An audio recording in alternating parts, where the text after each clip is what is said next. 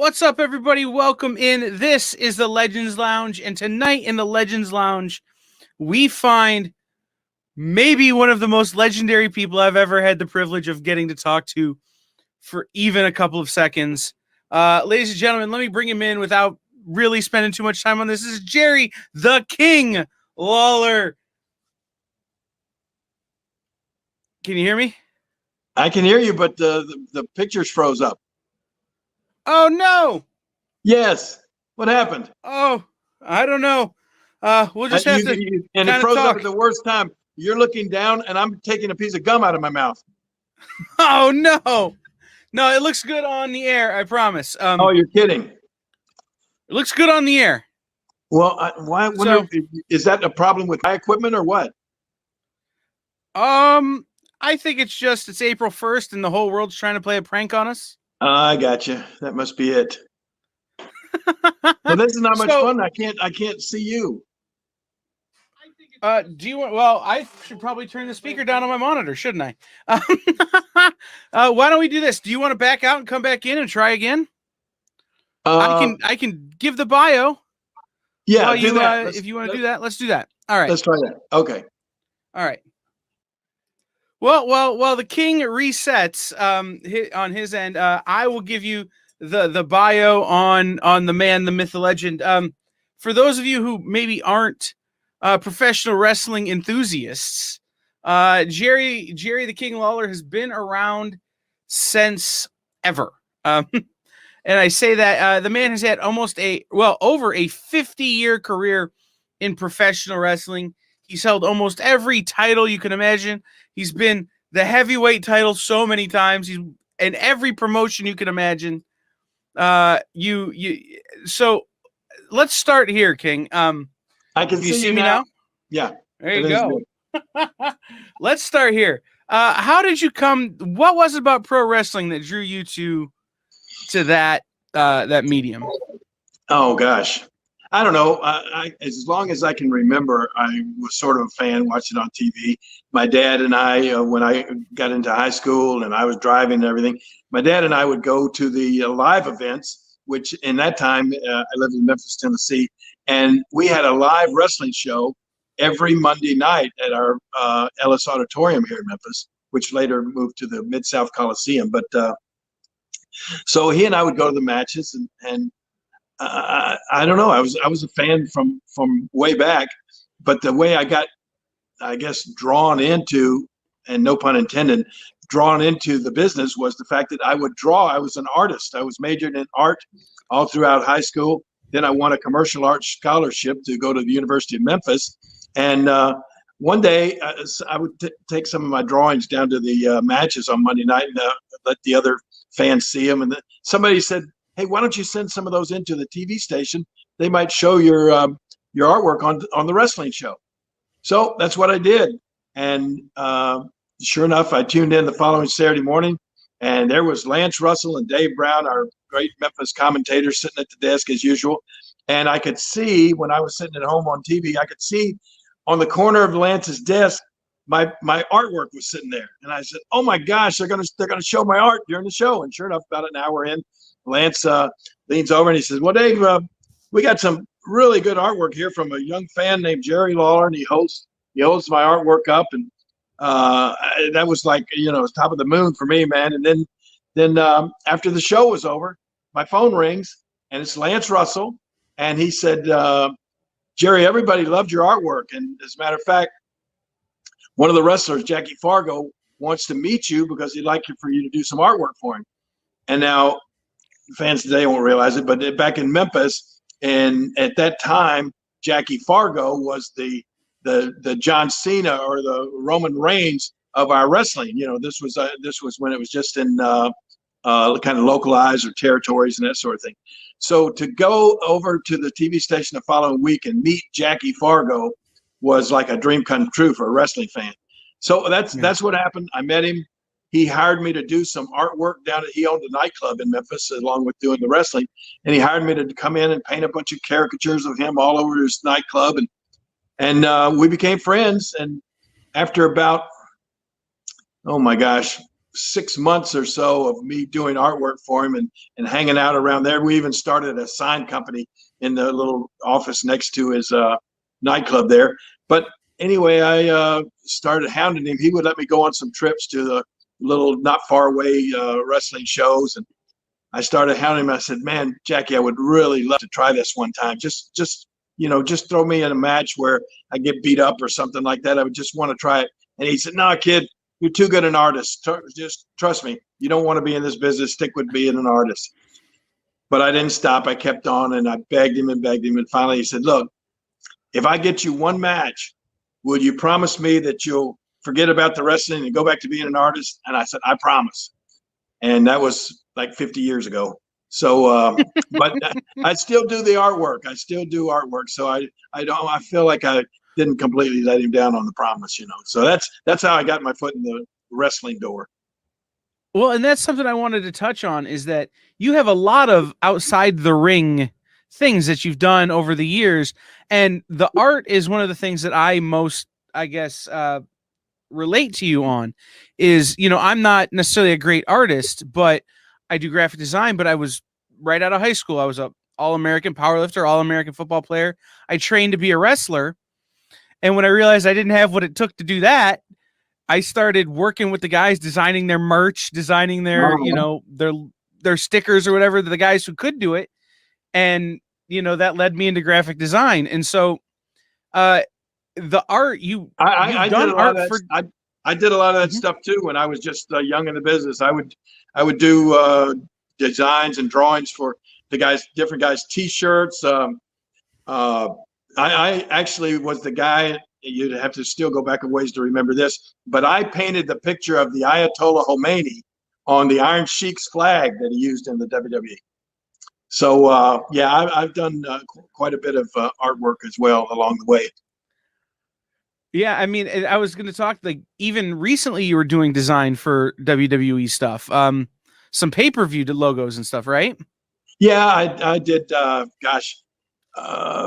the biggest thing I can remember. Did a lot of work when they had the WWE magazine. A lot of artwork for that. I also designed They did a Christmas CD year before last, and I designed the cover for that. And then, Mick Foley's Christmas Chaos book. I did all the artwork for that. So I did back when the WWE had WWE comic books. I did 2 covers for their comic book as well. Yeah, and that's what I wanted to talk to you about. Is you had a comic book about you, right? They did a Jerry the King Lawler comic book. Oh no, I don't know. Or was that just a cover? Am I misremembering? Yeah, it was you and JR on the. I can remember you and JR on the cover of a book, and I thought it was about you guys, but it might have just been a variant. I don't remember. I don't remember us being on the cover of anything for WWE. But I did. We have a mutual friend, Nick Marucci, and he owns Dynamite, or he's the owner and editor of Dynamite Comics. And I've done some cover work for them. I did a Zorro comic cover and something with the Green Hornet comic, and so I'm keeping my finger in the pie there, so to speak, as far as the artwork goes. So, outside of wrestling, we'll come back to that, because I mean that's such a big part of your career. But kind of you well, a little bit. But you did other things. You're a restaurateur. I want to talk to you about the barbecue business a little bit. Man, I just came from my restaurant out in Germantown here in Memphis. Had a half slab of ribs, so good. Memphis is a barbecue city. I mean, they have Memphis in May. All the top barbecue teams come from all over the world to compete in this. I mean, Memphis is known for barbecue, and I promise you, I've tasted them all, and I swear to you, I'm not just blowing smoke, barbecue smoke, but the ribs at my barbecue restaurant out in Germantown, are as good or better than any other restaurant here in Memphis. They're awesome. What to you makes great barbecue? What's the thing you look for?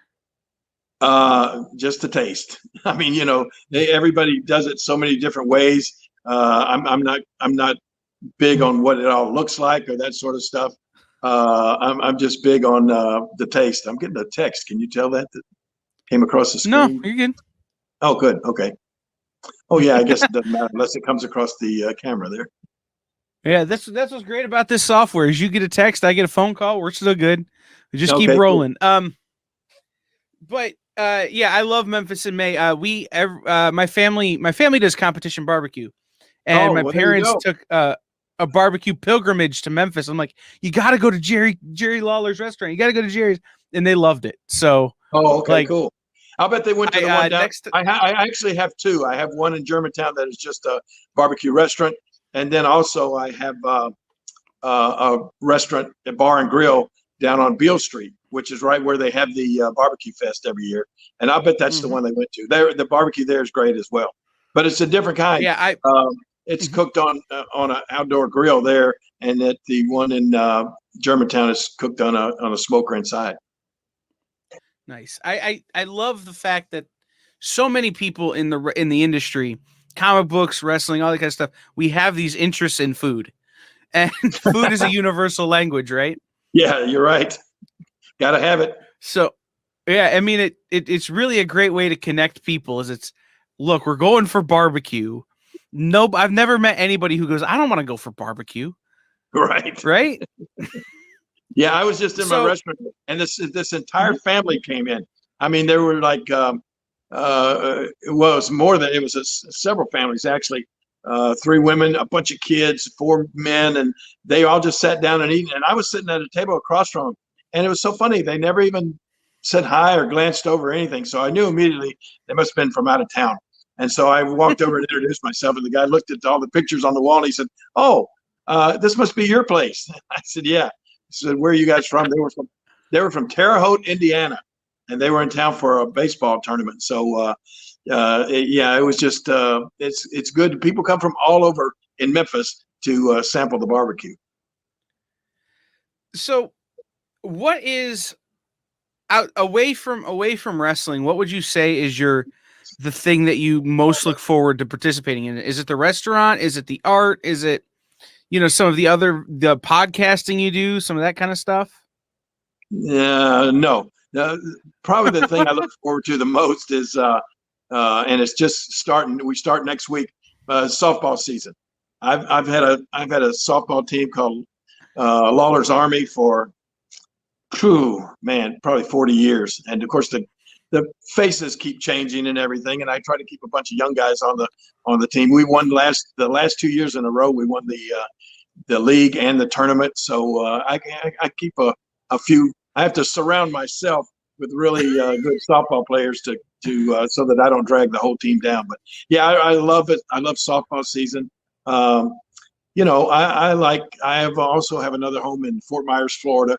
I love to go down there and go to the beach and hang out in Florida and tan and all that kind of stuff. But I still really enjoy getting in the ring and wrestling, and I still do that quite a bit. I got a match coming up Saturday night at the Oman Arena in Jackson, Tennessee. We have a big show at the outdoor ballpark coming up May the 3rd, I believe, up there. So I still get in the ring occasionally. I really still enjoy that. Comic cons, man, I've missed Comic cons. I really love doing the Comic cons, getting out there on the weekends and meeting a lot of the fans, doing artwork and signing pictures, taking pictures, that sort of thing. So I'm hoping that pretty soon we'll get to where they'll be able to do more things like the Comic cons and get those masks off and all that sort of stuff. Yeah, the last year has been tough for a lot of us. I can say this with confidence. Last year was the first year in the last 20 years I haven't been to a wrestling event. It was the first year I haven't been to a Comic-Con in 15 years. I didn't go to a baseball game last year, and I don't know if I've ever not gone to a baseball game. Yeah, I got to go see softball last year. I got to go see the Minnesota Twins week before last at spring training down in Fort Myers. And you're right, even though they were only allowing about third capacity of the stadium, it was still nothing like being in a baseball stadium with the fans again and watching a baseball game. I can't wait for that. I'm a huge Cleveland Indians fan. They lost the home opener, not the home opener. They lost the road opener today to the Detroit Tigers 3-2. And so I'm already starting off in a bad mood for my Indians this year. But I follow baseball really closely. I'll watch almost every game if I'm home. Got that baseball package on the TV. That's what was on the monitor before we started talking. Was I have the MLB TV, and I just whatever game's on goes on. And it's funny. I was talking to Tony Schiavone on Tuesday, and he's a baseball guy, and I met him doing a baseball game. I worked for almost a decade for the Toledo Mud Hens. Oh, really? Yeah. That's not far from Cleveland. Doing. I was a spotter for their legendary announcement. Is Toledo a farm club of Cleveland in any way, or is it no? Detroit. Detroit, yeah, they're closer to Detroit. You're right. I was my whole life. I was an Atlanta Braves fan until Albert Bell and I'm gonna blank. Jim Thome started, at Cleveland, and I became an Indians fan. And then I started working for the Mud Hens, and I had to change affiliations and become a Tigers fan because I knew all those guys. So now when they play, it's just like I'm just gonna sit back and eat a hot dog and love every second of it. Yeah. Well, the last couple of years, Cleveland's really dominated the Tigers, but I don't know about this year. Didn't look too good today. We're not very good. We'll get lucky. We're not very good. Well, unfortunately, go ahead. Go ahead. No. Absolutely, go ahead.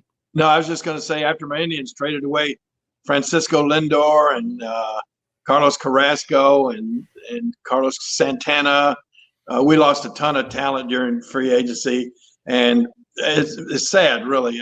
They're talking about changing the name from the Cleveland Indians. I suggested they need to change it to the Cleveland Cheapskates because they won't. They're not going to spend any money on talent. There are 18 players in the major leagues that each one of those players make more every year than the entire Indians payroll. It's true. So I will say this though. I'm fortunate where I'm at.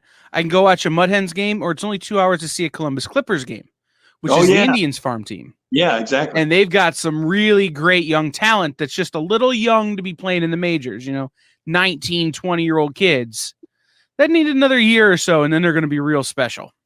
Well, that's good. So, I've made a couple of appearances at Columbus Clippers games over the years. I used to love it when Albert Bell was there. Remember when they had Albert Bell night and the first 5,000 fans got punched in the face by Albert? That was always fun. Yes. Those are always like I miss the 90s in baseball. Like I miss the 90s in so many things. Yeah. So let's you mentioned it. You got a big show coming up Saturday. Are you still the title holder there? No, I don't have. You had a title last year. Yeah, I did. I don't. It's funny. I can't remember the different places. I think that was Northeast Wrestling that I won the tag team titles up there. And but I asked the promoter down here, don't put me in any title matches because I don't want to have that responsibility of winning the title and then definitely having to come back and defend it and that sort of thing. So I just get put in some kind of featured matches here and there. But this show is big. They're bringing in a lot of Jake the Snake Roberts is going to be there. Ricky the Dragon Steamboat's going to be there. Ron Simmons is going to be there. So it's going to be a big show. I got to meet Ron a couple of years ago at an XICW event here up in Detroit, and it was him and D'Lo Brown. Oh yeah, and Sabu. Oh boy, and D'Lo and Sabu were the main event, and it was wild because my business partner was with us, and Sabu took a chair shot right in front of her from D'Lo, and she'd never seen pro wrestling before. Oh man, and she just. I love every second of that, independent wrestling. What about it drew you back into it? I mean, you took kind of a break, from being in the ring for, after you had your health issues there, but how, was that always a goal to stay in the ring as long as you could? No, it wasn't. Well, yeah, kind of a goal to stay alive. And while I was alive, I figured that, as long as I'm physically able, I'll still try to compete. But the funny thing was After I had the hang on here, I'm gonna get rid of somebody. There we go. Phone call coming in. After I had the health issue, I only stopped wrestling in the WWE. They're so cautious about everything. They put me on a no touch list that a lot of guys are on. People don't even realize it. But so I wasn't able to compete anymore for them. But I mean, literally within a month or two after I was out of the hospital with that health issue from up in Montreal, I was back in the ring. I bet I've wrestled, and I'm not exaggerating. I bet I've wrestled. That happened in 2012. I bet I've wrestled, 2,000 matches since then. I love that. Yeah. I love that. I mean, and I love the idea of, a guy like yourself who for so long it was that big right hand, man, that would just put people on the mat and leave them down there. I still love the idea of the kind of the traditional. There you go. The traditional kind of brawler wrestling. And so much of what people tune in for now are the guys who are flying 50 feet through the air and spinning around and all that kind of stuff. And that's cool. But I love seeing guys like you and I got to meet Brutus the Barber Beefcake. Yeah. That are still out there doing the same things they've always done and just keeping that torch alive. For those of us who are kind of cool because there are still fans. There are so many fans that grew up on that, or that was their favorite style of wrestling. But everything changes, society changes, and of course wrestling has changed huge over the years. People's tastes change, and I like you said, I don't have anything against watching guys turn 4 or 5 moonsaults and flips and everything during a match, but I'm like you. I grew up on the brawling, a little more psychological style of wrestling, and I'll always be a fan of that. So, one of the things that maybe people plus the fact that I can't do a moonsault, so I don't want to try to include that in my repertoire. That's fair, but it's I watch wrestling with my grandfather, and he remembers going to the matches at the theaters in Columbus, Ohio, when it was you might still see a guy wrestle a bear, kind of.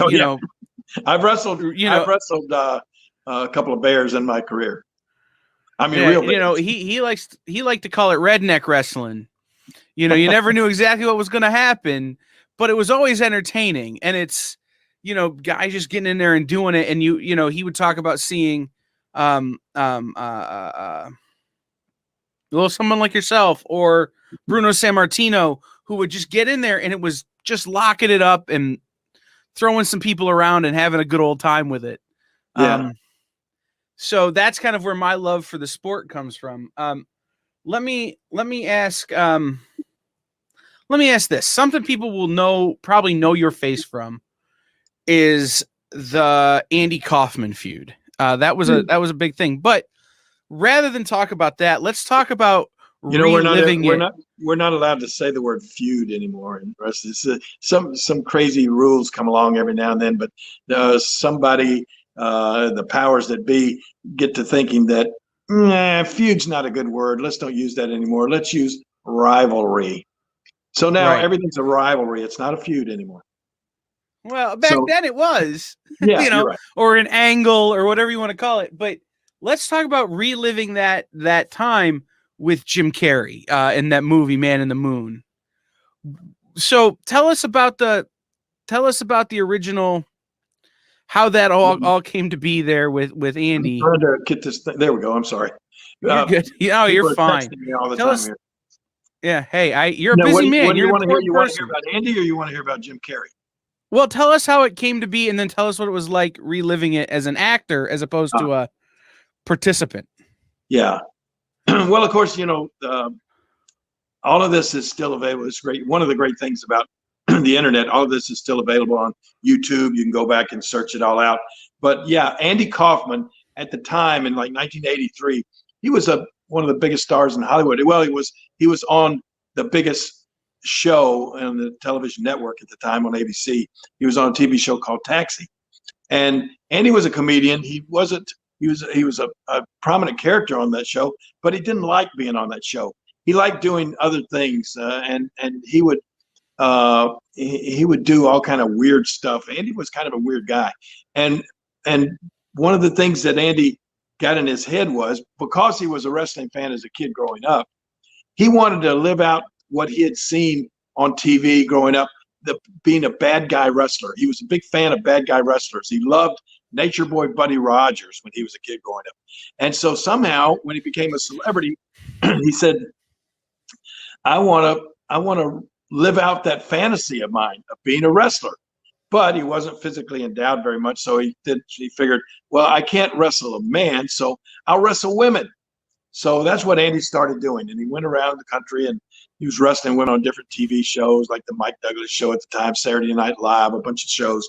And people thought it was crazy. People thought it was weird. You know, they come to see a guy stand up and do stand up on the stage, and all of a sudden they drag some mats out there, and a guy comes out dressed in a referee shirt, and Andy starts challenging women out in the audience and offering them $500 if any of them can come up and beat him.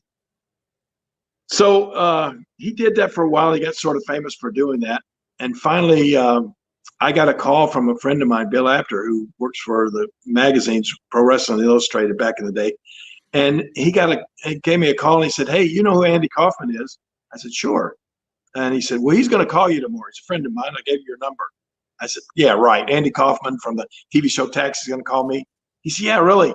He wants to come to Memphis, and he wants to wrestle women in front of a wrestling crowd. He's only done it in nightclubs and on TV, but he's never wrestled in front of wrestling fans. And so that's what happened. Next day, I get a call from Andy Kaufman, and he explained just that. And I said, man, come on down. This will be awesome. And so sure enough, he came down 4 or 5 times in Memphis. We had a big sellout crowd. People come to see the Hollywood star. And he insulted the women. He insulted all the fans from the South and everything. And because Andy loved that. Andy loved playing the bad guy, even on his comedy shows. So we'd had him 3 or 4 times wrestling different women. And finally, I told Andy, actually, what I was wanting to do was trying to get the rub for myself off this big Hollywood star. So I told him, I said, Andy, you've gone just about as far as you can go wrestling women. What you need to do is you need to have a match with a man. And he said, oh, no, I can't do that. I'll get hurt. I really not do it. And I said, well, you know what, Andy, I promise you. You and I could have a match. You won't get hurt, and people will love it. And he said, really? So that's how the match came about. And, he knew nothing about wrestling a man. And I did a couple moves on him, gave him a couple pile drivers. And Andy carried it so far that he actually told the referee and everybody that he was hurt and needed to go to the hospital. And I said, oh, my God, no, help him up, get him up, pick him up out of the ring, get him to the back. We had a huge sellout crowd. Everybody's going crazy. And the referee went over to him and said, come on, Andy, let me help you up. He said, no, I need an ambulance. So he insisted. We finally called an ambulance, and Andy went to the hospital and laid there in traction with his neck in traction for 3 days. So it made all kind of headlines, made big news and that sort of thing. And then it led to a few months later, we went on the David Letterman show. And I became the first talk show guest to strike another guest on network TV when I slapped Andy out of his chair. Now it's every night. Yeah, now it's every night. Well, I think what happened, I believe that Jerry Springer must have been sitting in the audience that night and saw this. And he said, hey, that's a good idea. But anyway, that led to then Andy died not long after that. About 6 months later, Andy passed away with cancer. Almost in the year 1999 from 1983, they came up with the idea of making a movie about Andy's life. Danny DeVito and his production company. So they contacted me, and the great thing about the movie Man on the Moon, everybody that was in Andy's life, every real person, they asked to come back and play themselves, or they were in the movie at some point. Everybody that Andy was in Andy's life. But of course, Andy wasn't available, so they hired the biggest actor at the time. In 1999, the biggest star in Hollywood was Jim Carrey. And so they hired Jim Carrey to play Andy Kaufman.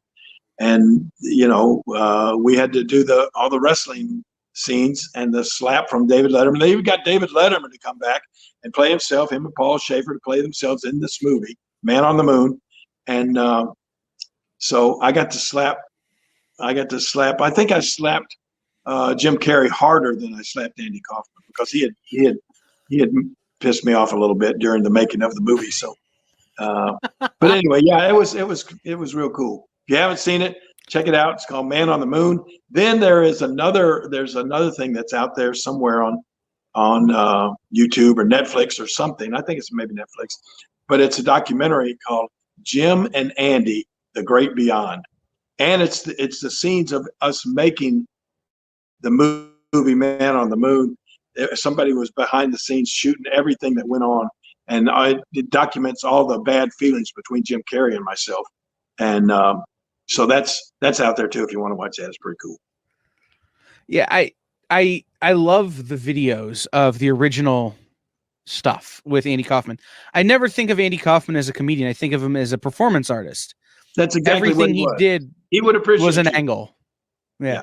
Everything he did was a work to steal a turn, from pro wrestling. Everything he did was a work. He was always trying to work an angle. Everything he did was real. And it was always he always loved making his audience uncomfortable. Right. And that's what his goal was every night. So to stick with the kind of the entertainment part of this, you at some point moved behind the mic and teamed up with the legendary JR and so many other great broadcasters over the years to call wrestling. What's it like calling a wrestling match? Well, when I first started, the way it happened was Vince McMahon was doing the play-by-play commentary, and he was doing it along with Randy Macho Man Savage as the color commentator. And this was during the Monday Night Wars when WWE was battling against WCW every night in the ratings. And they were stealing, WCW especially was stealing a lot of the talent from WWE, hiring them away. And we were getting ready to do a show one Monday night, a live broadcast. And Vince McMahon was walking around going, "Hey, anybody seen Randy Savage? We got to talk over what we're going to do on the show." And their WCW show started an hour before ours at the time. And somebody said, "Ooh, hey, Vince, come here and look at the TV." And you go and look at the TV, and there's Randy Savage. Ooh, yeah. All of a sudden, he jumped ship without telling anybody, and he was on the WCW show. So I'll never forget Vince. His expression on his face never changed. He just looked around and said, "Hey, King, would you mind doing the color commentary with me tonight? But next week I'll have somebody on a regular basis." So that's how I was just kind of thrown in the mix, and I've been doing it for 30 years ever since. What's it like being the color guy on a wrestling match? It's the moves like that these guys are throwing as they're throwing them. Are you thinking about how you would counter? I said I used to. A lot of these moves nowadays got crazy names. Mauro Ranallo is the best at knowing all the crazy names, the Shining Wizard, Dragon, Super Leap, or all this crazy stuff. I don't know. When he came to WWE, I equated it to having Bob Costas call a ping pong match. Mauro is such an amazing broadcaster. I love working with Mauro. I really did. Hey, his time was amazing. On the new WWE 2K20, I think, I think the 2K20 game, it's Mauro Ranallo and myself doing the commentary on it. No, it's the Battlegrounds game. That's it, the Battlegrounds game. It was so much fun working with him. But what's it like? Are you thinking about what you would do if you were in that situation, or are you just trying to convey the message? I'm just, honestly, I can't even. It's hard to describe what I'm thinking about. I don't even know if I'm thinking. I just say whatever comes to my mind next. I always looked at it, I think with JR and I especially, and then with Michael Cole too. I always tried to equate it to, like, I'm sitting in the den, I'm a wrestling fan, and I'm sitting in the den with my next door neighbor, JR, and we're watching a wrestling show on TV, and we're talking about it. And it's like two good friends just shooting the breeze about what we're seeing happen in front of us. I never tried to be, too technical. I never treated it like it was. I didn't like to treat it like it was brain surgery or anything like that. I don't like it when it's, and I think this is one of the things that I don't like about today's product. I think the commentators try to take it too serious. I always like to have fun during a match. I like to try to throw some humor in there, because there are a lot of fans that are watching that aren't really wrestling fans. One of the quotes that one of the things that was said to me that I'll never forget. A guy told me, he said, I make my wife watch Raw every Monday night. She hates wrestling, but now she doesn't mind watching because she loves to listen to you and your funny one-liners and that kind of thing. So I always thought that, hey, the wrestling was there. You're watching it. You can think what you want to think. But there are, like I said, there's always some fans that are casual fans or not even fans that are watching the show. And I like to try to entertain those people as well. So which do you, this is a bad question, but I'm going to ask it anyway. Which do you prefer? I prefer wrestling more so than commentary. Is that what you were going to ask? Well, I was going to say, which do you prefer, the kind of the entertainment of it, or do you prefer the people who believe the kayfabe? Like, which do you like to play into more?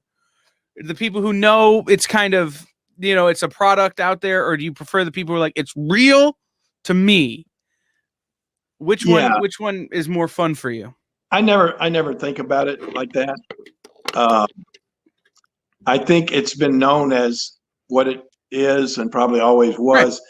It's been known as sports entertainment for so many years that I guess there may be some people out there that really believe that everything they're seeing is happening. But the funny thing is, everything that they are seeing is happening. That really is the truth. Some things may be rehearsed, or some things may be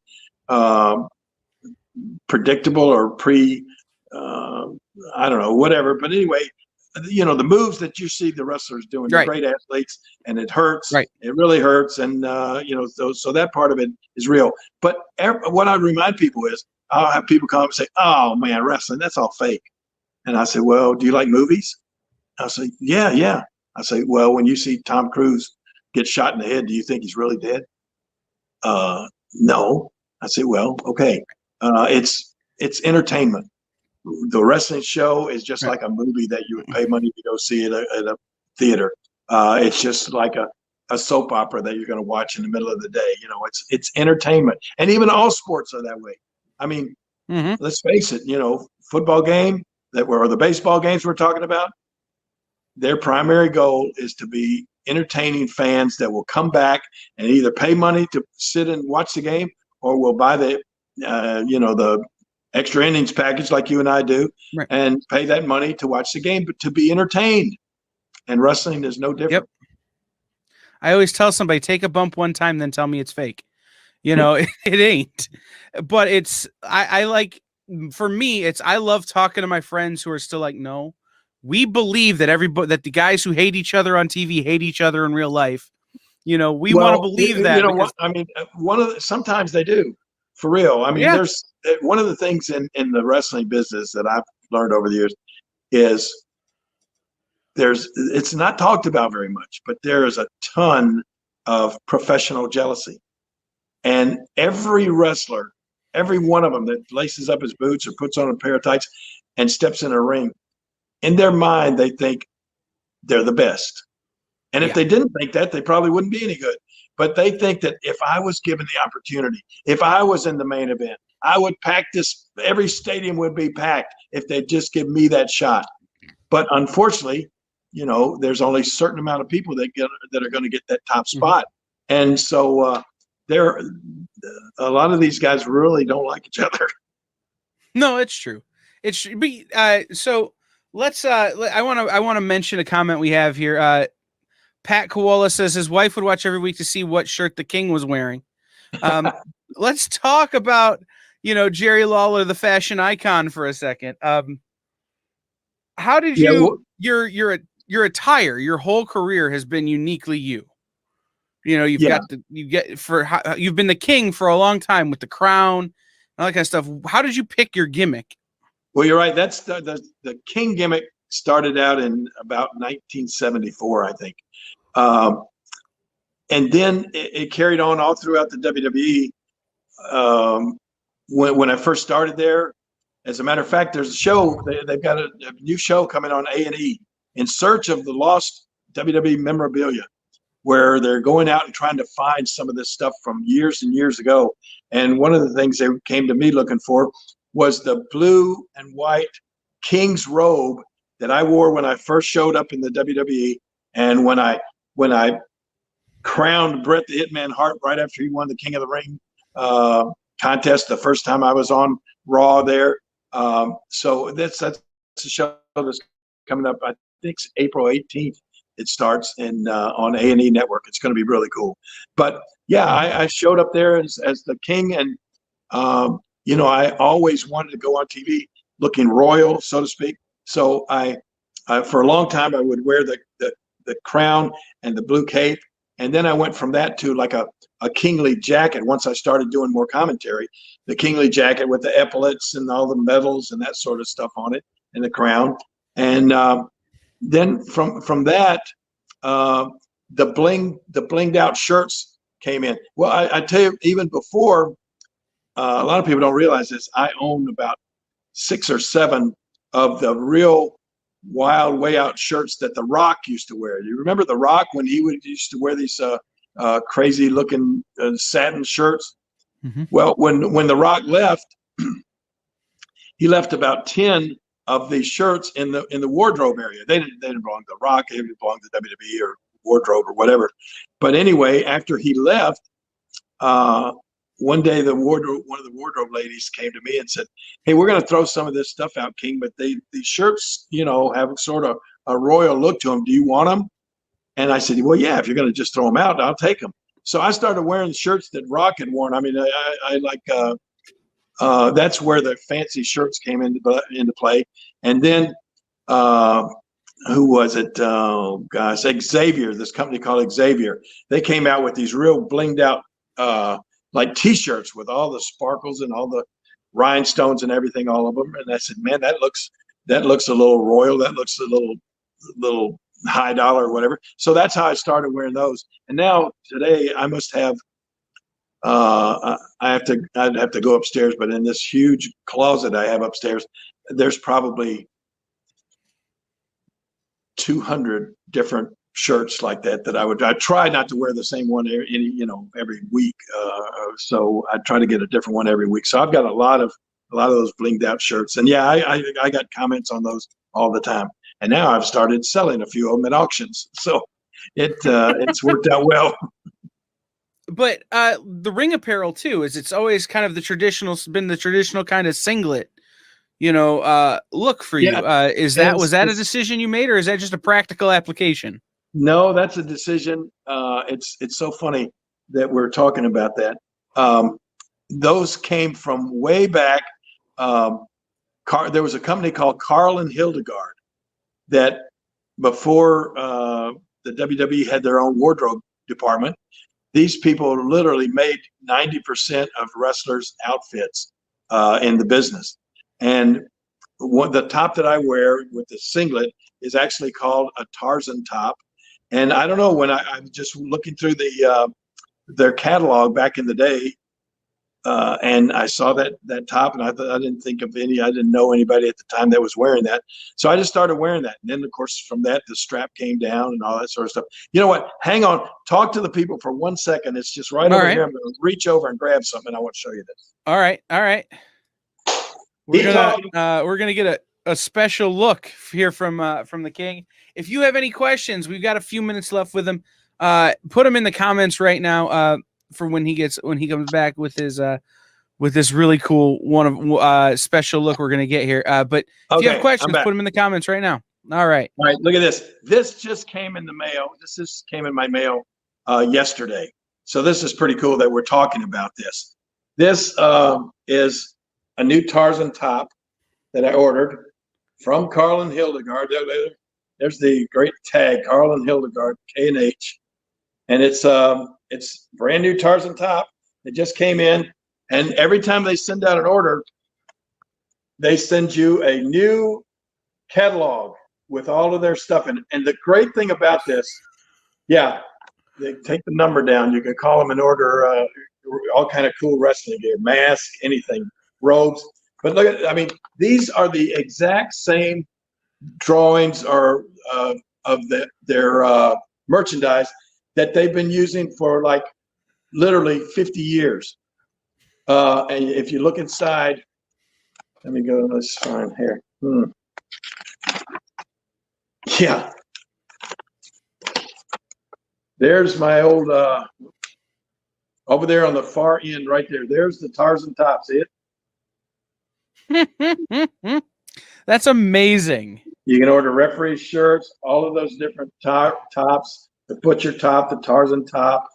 And then, of course, I mean, like this looks the same way.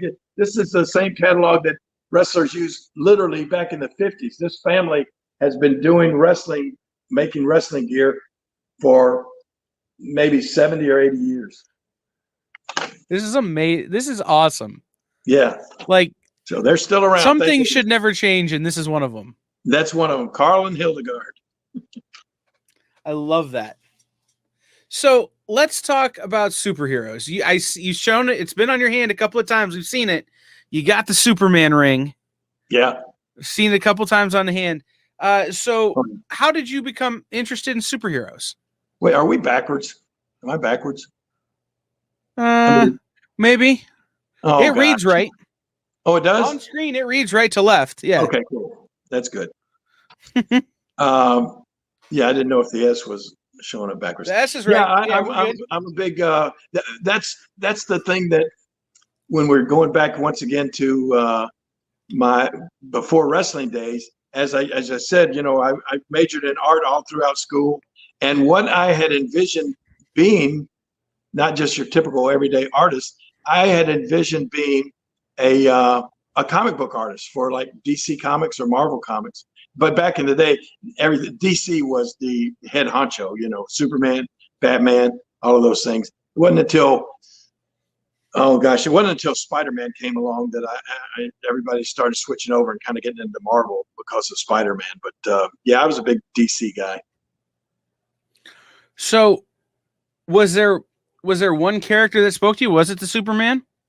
Yeah, I think Superman was the big deal when I was a kid growing up. I mean, this was in the, 50s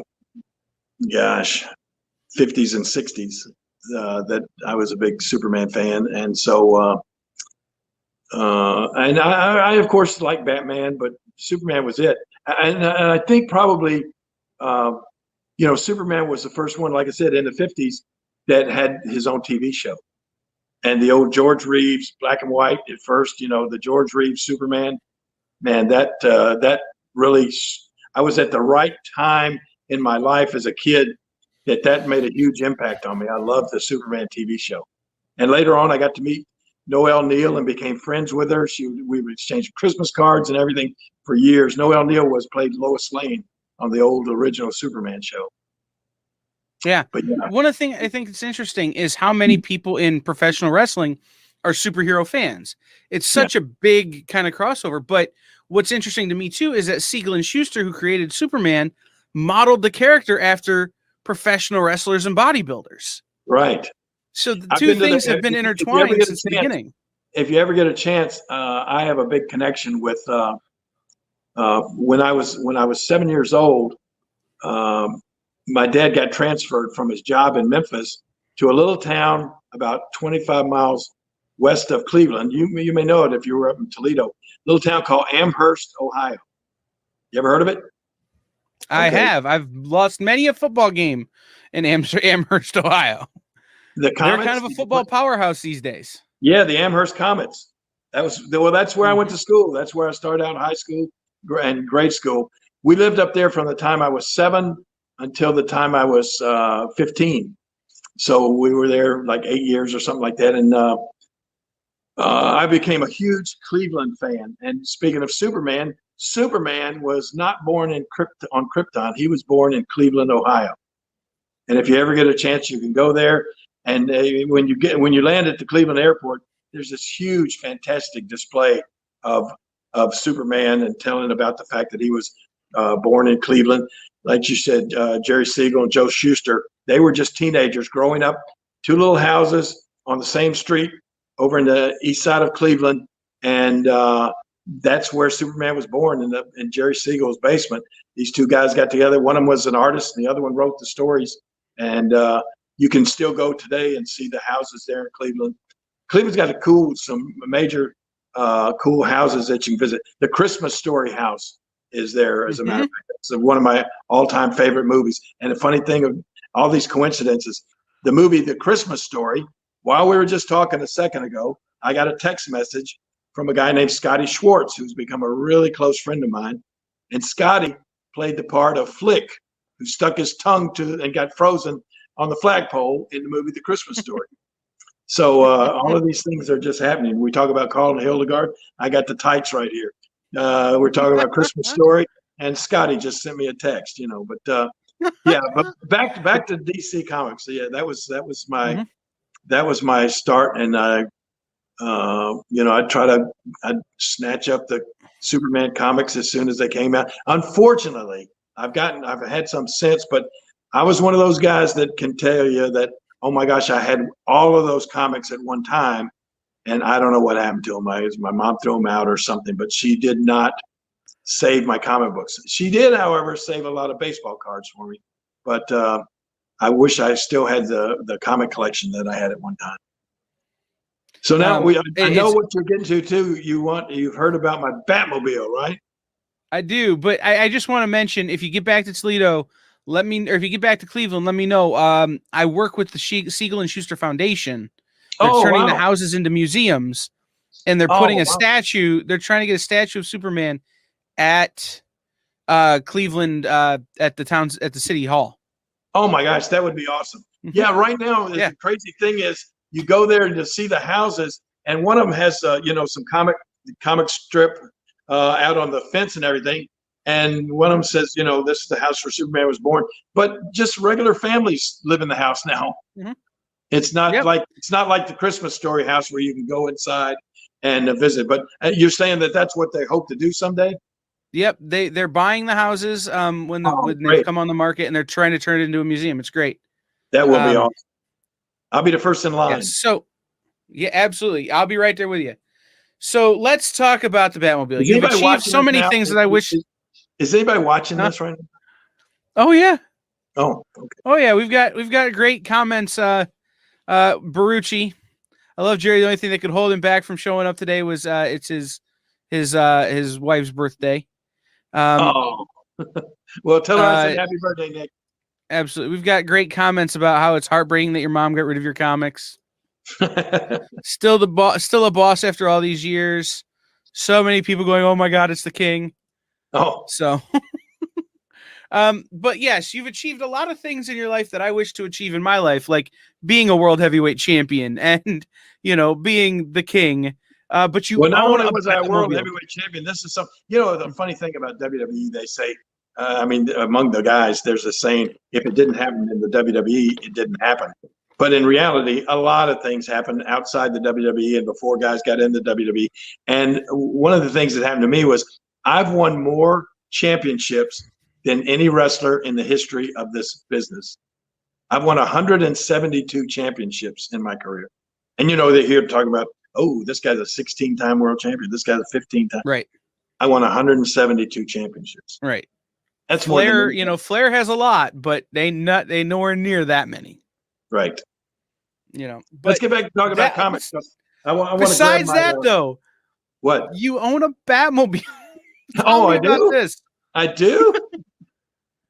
Yeah. All right. Here, I'm gonna try to do something else too. I got a nice little holder here for my phone, but I'm gonna try to grab it. Everything up here. I'm gonna have to cover my. We're good. For a second. Ow. Okay. Can you still see me? Yep. All right. I'm gonna take it on a tour of my house here, a little bit of it. This is kind of cool. I'm going to show you this. I'm a big fan of other artists as well, and one of my all-time favorites, one of my all-time favorite artists was Norman Rockwell. Right? Okay, let me turn. There is that's Norman Rockwell. Can you see it? Okay. I can see it great. Okay. I drew that picture of Norman Rockwell. So this is some That's of his, awesome. this is some of Norman's work. And here is probably, I love my Batmobile, but probably my prized possession is this. That's a Norman Rockwell original, done by Norman Rockwell in 1935. Wow. See that signature there? Wow. Yeah, that's an original. That's so cool. Piece of Norman Rockwell's work right there. And he did, of course, all sorts of Saturday Evening Post covers. Mm-hmm. But anyway, that's probably the coolest. It's the most expensive piece of stuff that I have. Okay, we're going to a little dark place here. Let me get this out of here. I have to turn off. We're about to enter the bat cave now. Hang on. Oh, my alarm just came up on my thing. Said somebody. Okay. All right, are you ready? Yes. Okay. Oh my gosh. Yeah, this is just a little bit. Oh wow. There's a 10-foot tall Incredible Hulk. There's George Reeves. That was my original Superman hero right there. It's another Superman. Adam West, who was I'm a big fan of, and I did a TV show with him, and he's the reason that I became a fan of this. Oh. Can you see it okay? That's beautiful. I can see it. I can see it. I'm just taking it all in. Well, we need a couple hours. We need a couple hours to take it all in. Hang on. Somebody else is calling me. Okay, there we go. There's a little bit of my Superman collection. Down here, this is a piece of Superman's actual cape from the 1950s TV show. Oh, wow. Yeah. There, right there is a picture of, that's me and Noel Neal, Lois Lane from the TV show. Oh, yeah. All sorts of stuff here. Let's see. More old TV stuff. Do you remember what Superman looked like when his secret identity? As Clark Kent, you know, the nerdy reporter? The nerdy reporter, Clark Kent. Let's see. Was that this guy? That's awesome. Oh my gosh. That's amazing. The nerdy reporter, Clark Kent. Oh, and then also I collect a lot of Coca-Cola memorabilia. I got like 7 Coke machines in the house, different places. That's cool. Coke is awesome too. Like, we're talking about everything you're showing us is just pure Americana. Yeah, cool. Like, even the crowns fit into that, you know? Yeah. This is the thing that, like, this is my Cleveland sports collection. Yeah. Jim Brown's helmets. This is a helmet signed by all the members of the 1964 Cleveland Browns that were the last time they won the NFL championship. There's me and Bernie Kosar right there, Rocky Colavito. Just all kinds of cool stuff. Wow. Well, it's kind of cool to me. Your nerd cave is your man cave, your nerdvana here is just absolutely astonishingly awesome. I can't even, like, I'm running out of words. There they are. Got Spider-Man hanging out over here along with another Superman. And oh yeah, Macho Man is there. And Spider-Man just has Macho Man's head at his feet. Yeah, Macho Man's coming out of the chimney. He's down in the chimney, I think. Well, Oh, I'm sure yeah. you know this about Randy Poffo, Macho Man. He had a promising baseball career before he was a wrestler. Yeah, and also, he was in the Spider-Man movie. Remember that? Yes, he was. Yes, he was. That's who Tobey Maguire. Oh, I'm loving my Clark Kent outfit. I think I'm going to leave that on for a minute. I think you should. That's a great look. We have a comment. Where did Jerry go? There's another Dark Knight there. Deadpool. I just watched Deadpool 2 the other. It's so good. I forgot how good the Deadpool movies were. And you know what else Absolutely. I watched? You know what else I watched yesterday and was so great? Ted 2. You remember that? Okay. Yes. Movie about the little bear and everything.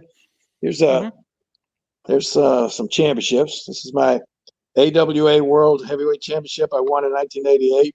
Me and Bill Dundee won the AWA World Tag Team titles. This is a world title that my son Brian won up in the WWE or WWF at the time. Memphis Legends title. Oh man, all this all kind of junk. Oh, My super tanning bed. that was the Superman tanning bed. Yeah. Superman would have had one too, but it had to have the yellow bulbs so you get the power from Earth's sun. Right. There's the sign. That's signed by Jerry Siegel and Joe Shuster. You can see that right there. See their autographs? Oh, that's so cool. Yeah. I am not often at a loss for words, but I This is a great fun thing right here too. This is my. I really turn this baby on. This is a vintage Hulk pinball machine. that's the Lou Ferrigno machine, right? Well, it doesn't actually. It was from the time of the Incredible Hulk TV show. Yeah. Oh yeah, this Yeah. is. Oh man. Or it may have been even before that. I'm not sure, but it's. No, I think it came out right about the same time as the Lou Ferrigno show. Yeah. I'm a little bit of a pinball nut myself. Are you really? Yeah, well, and it's funny. One of the people who is part of this network that we're on here has a pinball arcade in his store. Oh, no kidding. Mm-hmm. Oh yeah, that's an old Gottlieb machine. Oh my gosh, I can't play with That's it. about the right era. Oh no! Oh man. So I can't use my other hand. We're running a little short on time. But I want to ask you. Nick said you're doing a Vampirella. I'm doing a Vampirella. Yes, I'm going to work on a Frazetta-esque Vampirella. I got her over there, see her? Yeah. That's the iconic Vampy too. Oh, yes, it is. I love that. Well, Frank Frazetta, who I was very fortunate. Wrestling has opened so many doors for me. I was very fortunate to meet and get to go to the house of and become actual friends with. I'm going to change to Superman here. Become friends with Frank Frazetta through his son, Frank Jr. And so I'm going to do a Frazetta-esque Vampirella cover. So cool. Say goodbye to the Batmobile. Oh, I don't want to. I want to ride in it. Yeah, it's. I mean, I'll take it out, man. It's getting springtime. I'll be taking it out here soon. What are the looks like when you roll by somebody in that thing? The best. Do the jaws just hit the ground? Yeah, they really do. They really do. Hang on it there. Yeah, you're fine. Yeah, you gotta get the hat back. I didn't want to let anybody see me with I didn't want to see my hair today. I haven't done my hair yet. Well, I'm lucky. I don't have any anymore, so it's not a big deal for me. But so is that something? Is that going to be a cover, or is that just a piece you're doing just as a? No, it's probably be a variant cover. All right, we'll be watching for that from Dynamite over there. That'll be super cool.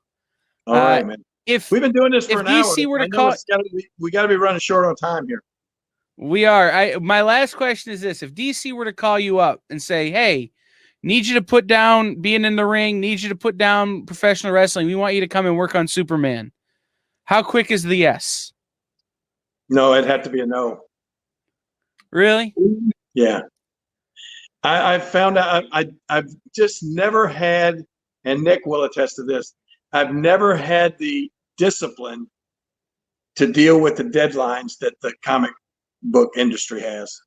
And I think he'll tell you also that that's probably the biggest problem that that the comic book industry has is deadlines not being met by artists and writers. It's tough.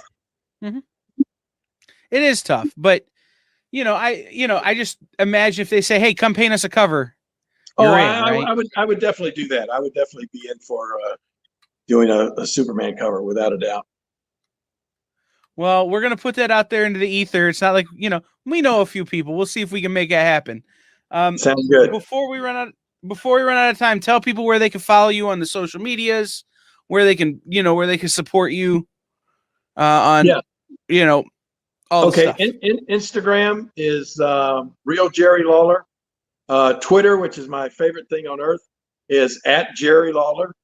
And then my website is KingJerryLawler.com. And then if you're in Jackson, Tennessee, or in the nearby vicinity, you need to get to this event this weekend, right? Absolutely. Saturday night, 7:00. Like I said, it's Oman Arena, which is it's actually a little bit of miniature version of our Mid-South Coliseum that we have here in Memphis. It seats about 8,000 people. It's a domed stadium. It's really, really cool. And like I said, Jake the Snake Roberts going to be there. I'm going to be there. Ricky the Dragon Steamboat's going to be there. And what was the other? Ron Simmons is going to be there. So it's going to be a big show. And all those dates, I'm sure, are on KingJerryLawler.com. Probably. I'm a little lax on keeping up with the deadlines on keeping my website updated as well. If nothing else, I'm sure they're on the Twitter. Yeah, definitely on Twitter. Yes. All right. I just have to tell you, King, this has been such a tremendous honor. My whole life I've been a wrestling fan, and you've been a part of it my whole life, and it's just been such a great. I can't tell you how much this has meant to me. So thank you for coming on my little show on this new network that we're a part of, and letting me talk to you about this stuff for an hour. It's one of the greatest experiences I've had in my life. So thank you so much. All right. I will tell you this, though. And this is the same thing that Muhammad Ali said to me when I had him on the Jerry Lawler show back in the early 90s. He said, "I love your show and I like your style, but your pay is so cheap. Don't call me for a while." Deal. All right, man. We may have to have you back on when that variant comes out, though, to sling that variant cover. I'll do it. No problem. All right. We'll see you. Thank you so much. Okay. My pleasure. Bye-bye. Guys, that was Jerry the King Lawler. Oh, my God. That Batcave. That nerd. I just can't even right now. I am so beside myself. This was an amazing, amazing, amazing hour here on the Legends Lounge.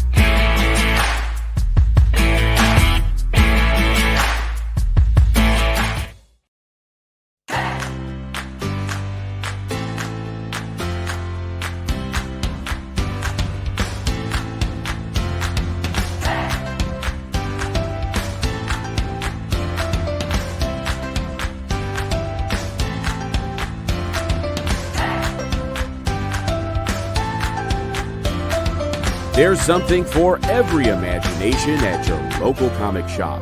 Visit ComicShopLocator.com to find a store near you.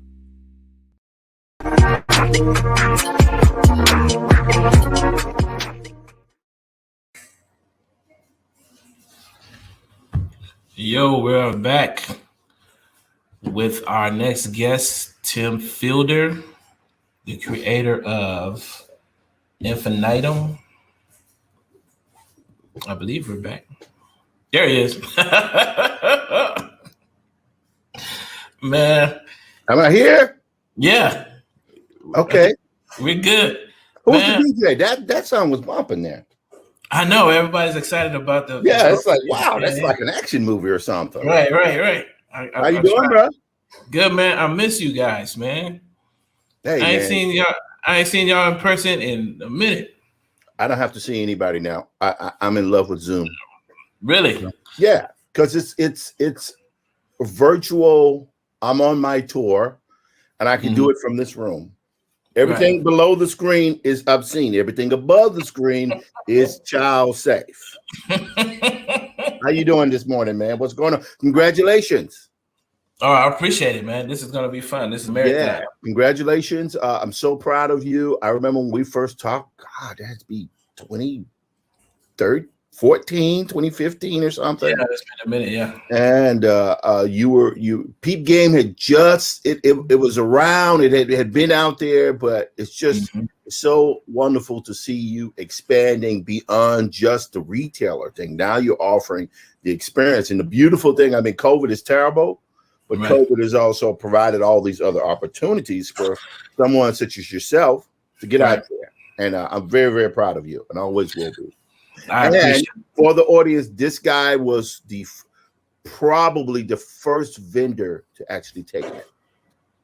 Man, yep. I appreciate that. And let's start there. Like, you know, start with your journey in particular, because you definitely, it's not necessarily a rags to riches or anything like that, but I think your path to your current success is something that a lot of artists can accomplish if they put in the work. Yeah, it's been interesting. I don't know if I should necessarily say rags to riches, more the rags to rags. We're still working on the riches part, and I think you want me to speak honestly, correct? You don't want me to just try to Oh, yeah. I can fluff it up if you want. No. All right. So what I learned, like when we were first talking, and like you said, you want to start from there. I'd started with this guy's book here, that one, Alex Simmons. And, I'd been in the comic book industry for a long time, but I was out of it for almost 15 years. Raised my kids. I moved into animation. I was a bad animator, as in the bad kind, not the good kind. No. All right. But my focus was at that time, I'm known for doing concept and character design. Character design. I'm a fantastic storyboard artist. Maybe that's a bit arrogant to say, but I've been hired to teach storyboards for a while, and I'm not the greatest renderer in the world. You know what I mean? When it comes to that, but I know how to do sequences, and it's been something I've been doing for a long time. So when I got back in, Alex was, I went to him and said, "Hey, man, that's I said, "Hey, let me draw something." So I ended up doing his graphic novel. Okay. And didn't even ask him to pay me. I just wanted to do it. It took me a while to get it done because there's still things like life and everything. And I think when I started, I was about to get married. It was great. There's a lot going on that time. But when I decided to do Maddie, one end, I was just getting accustomed to the social media space. Right. Like I didn't understand. Like I understood it was there because I'd been made aware of it before. So I had a Twitter account, but I didn't really use it. Okay. So the last 7 years has been a real learning experience in seeing that when you do this stuff, you exist. Someone like you couldn't have existed. Oh, right. 10 years ago. Right, exactly. Right. Exactly. Someone like me, the crazy stuff I do, with this book there, Infinitum. I mean, I tried for years to do it, but you know, the mainstream wasn't going to accept that because you know, they just wasn't going to do that. I get it, you know, and I'm a horrible superhero comic book artist, so you know, I do the straight science fiction, unambiguous science fiction. That's what I do. Okay. And so what's happened is I've learned to do a lot of stuff by myself, like this book here, Maddie's Rocket, which there were only like 500 copies made, right? Because I printed them in my studio, you know, and had them bound in Long Island. But this thing is one of those situations where you are, you do a lot of stuff for yourself, like what you're doing. You know, you learn how to work on the back end, that type of thing. You know, I remember I was hung up on a Tumblr for a while because Tumblr was really easy. You could do it. But then once I had to move to WordPress, I realized that, okay, I need to sort of take it easy and you know, take care of my business and what I need to do. So that's when I became more aggressive is the word I would use.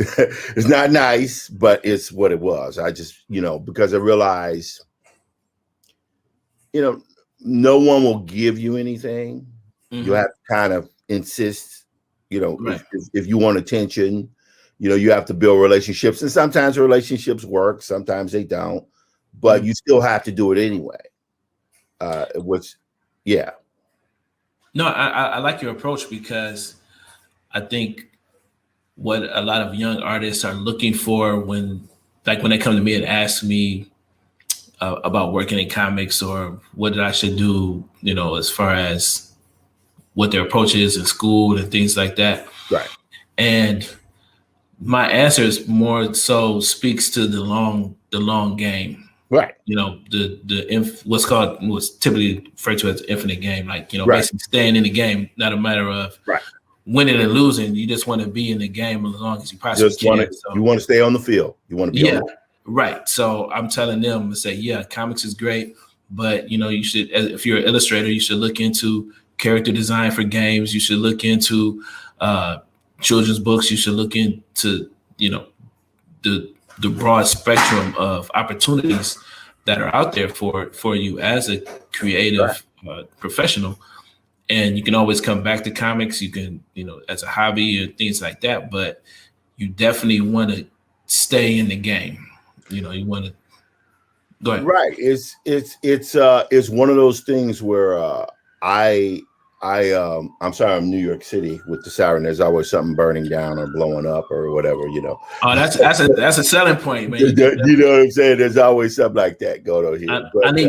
I need fake sirens in my. Oh no, there are no fake. All the sirens here are real, my brother. Every last one of them, you know. Right. But no, one of the things I was thinking about what you were saying about just diversifying when you go, you know, you might want to go to a game company or something like that for indie comic book artists. And I think that's part of why I'm here. You know, I'm here because I was an indie comic book artist. I'm not so much anymore because, you know, I've gone mainstream and, you know, big time. Yeah, I know. Well, not big time. I'm not big time. I'm not prepared to accept that. I'm not prepared to accept that. You just had a Microsoft commercial, man. That wasn't me. That was my twin brother. I have a twin brother. That was not me. No, man. I know. It was like, and you do have a twin, but yeah, that was definitely you. Yeah, it was definitely me. So okay, so let me finish this first part, and then if you want to ask me anything about all that, how this is navigated, yeah, cool. I can reveal, because a lot of people probably will be curious. Well, how is he doing this? How is that working? How do you get to doing? Yeah. What is he not doing? Right. And but let me get to this first thing for people in the floppy game. The floppy game. Oh, you're about to really break this down now because we talked about this before. Okay. All right, but now I'm doing it for your show. Right. Gotcha. Floppies are wonderful. I love floppies. Right. The problem with floppies is that I love what I did. I love my design. It was based on Hergé's work with Tintin. I even did a little design, maybe didn't, but I'll put it this way. Guys, let me just do the math. It's very simple.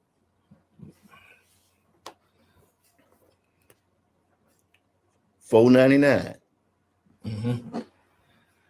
$20. Right. The same amount of effort is expended selling both books. Right. But you get farther, you go to warp drive faster if you have a graphic novel. So for those folks in the floppy game, yes, I understand floppies are cool, but you must understand that that form is from a different time. It's from a different time. It really is. It's from a different time and place. And you've got to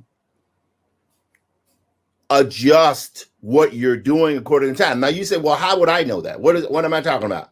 Well, I'll put it this way. I was doing Maddie's Rocket as animation before. Right. For several years. I got 20 minutes into it. But how was I going to make a living off of it? How was I going to do any of that? You know, how do you take animation and put it in a web format where it can generate income? I'm sure it could be done, but I didn't figure it out. Right. But with this, it's all about a constant self-analysis. So I realized, okay, the floppy thing is getting me media. You know, I got some critical acclaim. I was very happy with that. You know, for an indie book, I was pretty good. You know, I don't have no problem talking. And that's not because I'm like, oh, I'm on drugs or something. Well, I'm on the drugs of life. Right. I'm on the drugs of life. But and caffeine, even though this is not caffeine, I've actually recently switched just to sleepy time tea. Because sleepy time tea. So yeah, man, because the caffeine, you can't do it like that. At least I can't. I can't do it like that. I'm listening to what Eric Battle said. So I didn't take care of my body. So now I'm slowly trying to get into it. So intermittent fasting, because you know, I was happy to be on that Microsoft commercial, but things were looking a little bit out of control. So I had to suck up. I couldn't suck everything in. You know? But glad to say is that graphic novels, please listen, graphic novels, that is the way. Right. Why? Because graphic novels are long form, fully completed stories, self-contained stories. Right. They're not 22 pages where you're busting your butt to get it. And then you got to bust your butt even harder to sell it, because who wants a flopper? They want a graphic novel. So minimum 85, but you want to try to be going up to 200 pages. Infinitum is almost 300 pages, right? That's what you've got to do if you want to shake and bake in this climate. Floppies are from another era where you had pharmacies and books and bookshops and stuff where they had spinner racks. You know what I mean? Now you got to go on eBay and hunt down a spinner rack, right? Where you can just put stuff. I mean, I'll get one eventually, but that's for a souvenir. That's not. There's nothing practical about that. You know what I mean? Right. In the sense of you're not going to really see them in stores per se. Right. You know, they're not going to be in Target. And case in point, guess where you can buy Infinitum? I just checked this morning. Where? You can buy Infinitum on Walmart, man. See, there you go. And I've been saying that for a while, as far as the way to reach, because a lot of this is about accessibility when it comes to Black audiences. And what I have always thought, it was that until comics become more accessible and found in places other than comic book shops, then it's going to always be complicated. It's like because so many of us, I call it basically comic book culture, aren't a part of the overall culture of going to a comic book shop every Wednesday, adding books to a pull list, or asking the comic book shop owner to order a comic book for them and then show up 2 or 3 weeks later to find their book and all this kind of stuff. So since this community is not participating in that, the book market has become far more accessible to the Black community because they're found in more traditional places like libraries, like bookstores, like places like Walmart. Once those books show up, I'm sorry, Target. Yeah.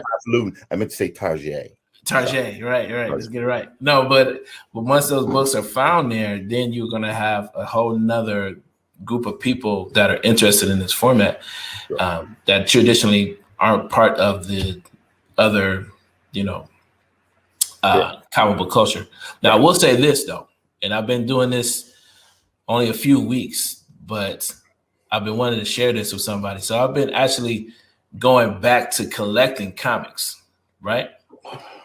In a sense that I wanted to see.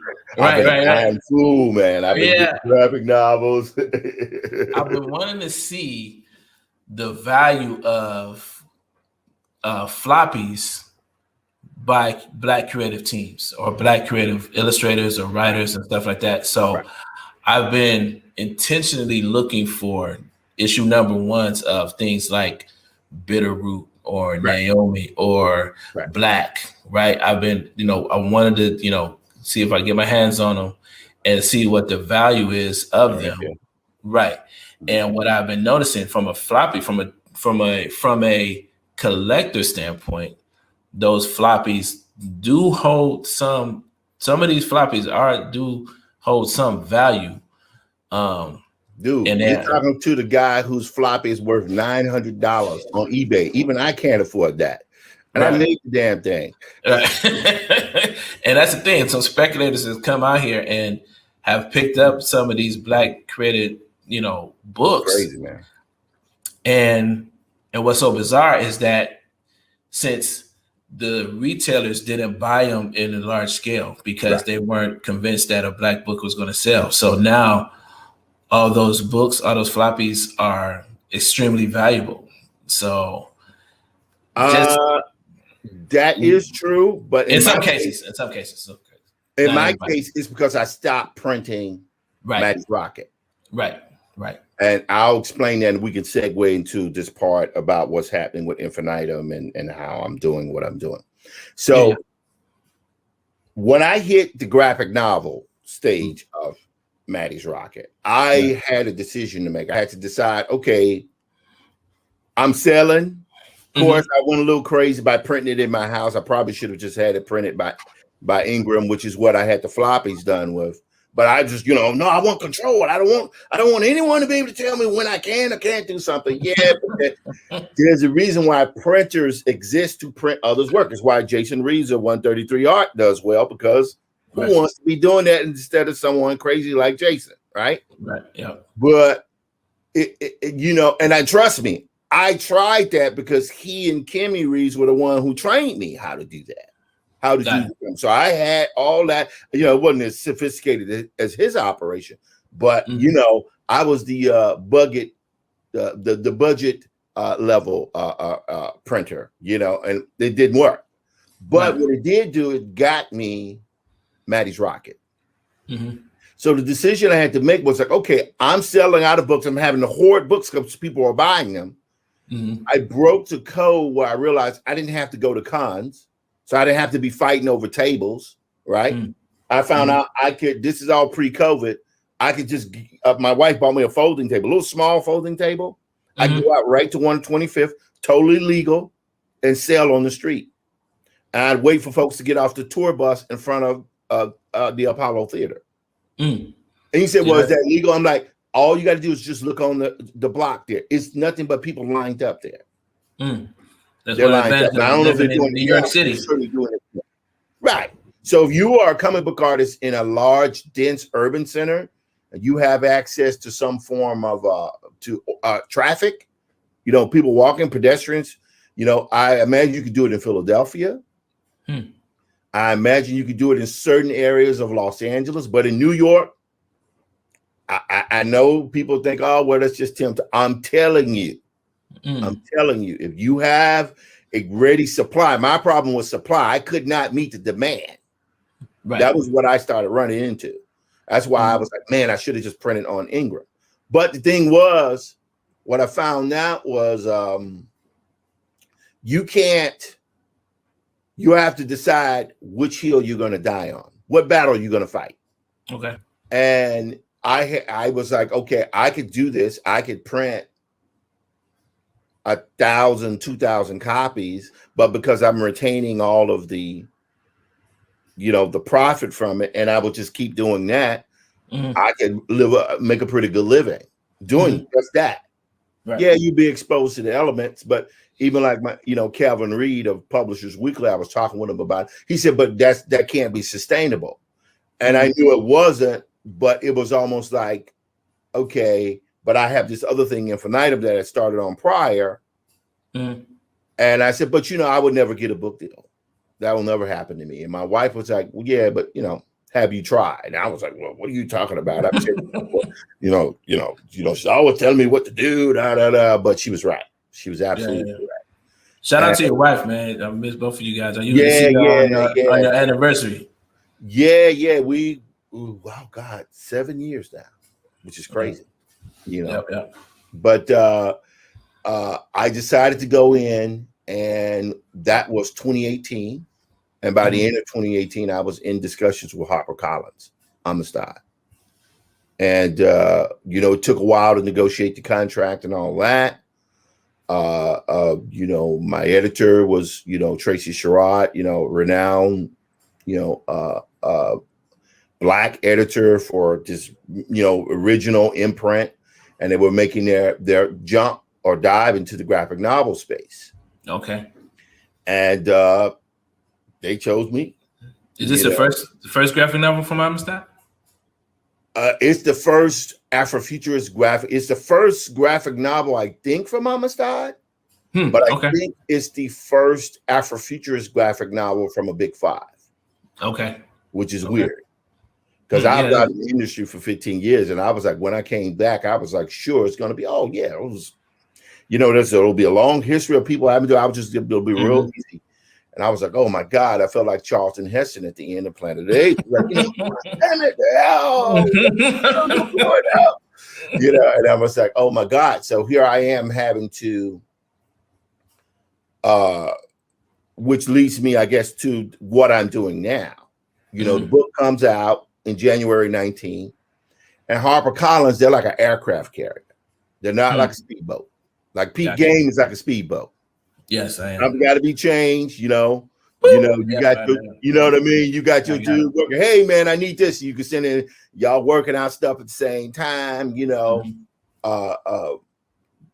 HarperCollins is not a speedboat. HarperCollins is a massive aircraft carrier with nuclear weapons. Right. And meaning that they take their time to do it because they're very deliberative, like a multinational corporation is. And many things you see from many of these large companies, it's a deliberative process that takes place over a long period of time. So the advantages that they bring to you are, as what my friend Yatasha Womack was telling me, it's the 4 Ps of publishing, which I didn't know what they were. And so first is product. And product is, okay, we're going to produce a dope book. This right here, my dummy copy with a spine fell apart, but it's all good, right? So this right, you got it. Hey, man. And you know what? I'm going to say this. When you know it's real, is when you can kill somebody with your book. Wow! You know what I mean? That's when you know it's real. John Wick, you can like. You know what I mean? That, yes, right. He did kill people with the book. So then you go in the neck. Right. But so I, the launch was coming, and I started my marketing for me. I started my marketing, my personal marketing. I there was a 2-year period where I kind of disappeared. I didn't disappear. I just wasn't very active. That's because I was working on the book. Okay.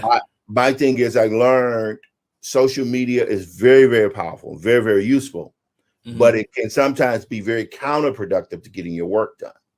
True. So for about good 18 to 24 months, I was barely active and stuff. And it was because the production of the work takes precedence. And I'm not ready to talk till the book is done. Now the book is done, I will talk a mug into the ground. You know what I mean? I take any and all commas when it comes to podcasts. I don't care.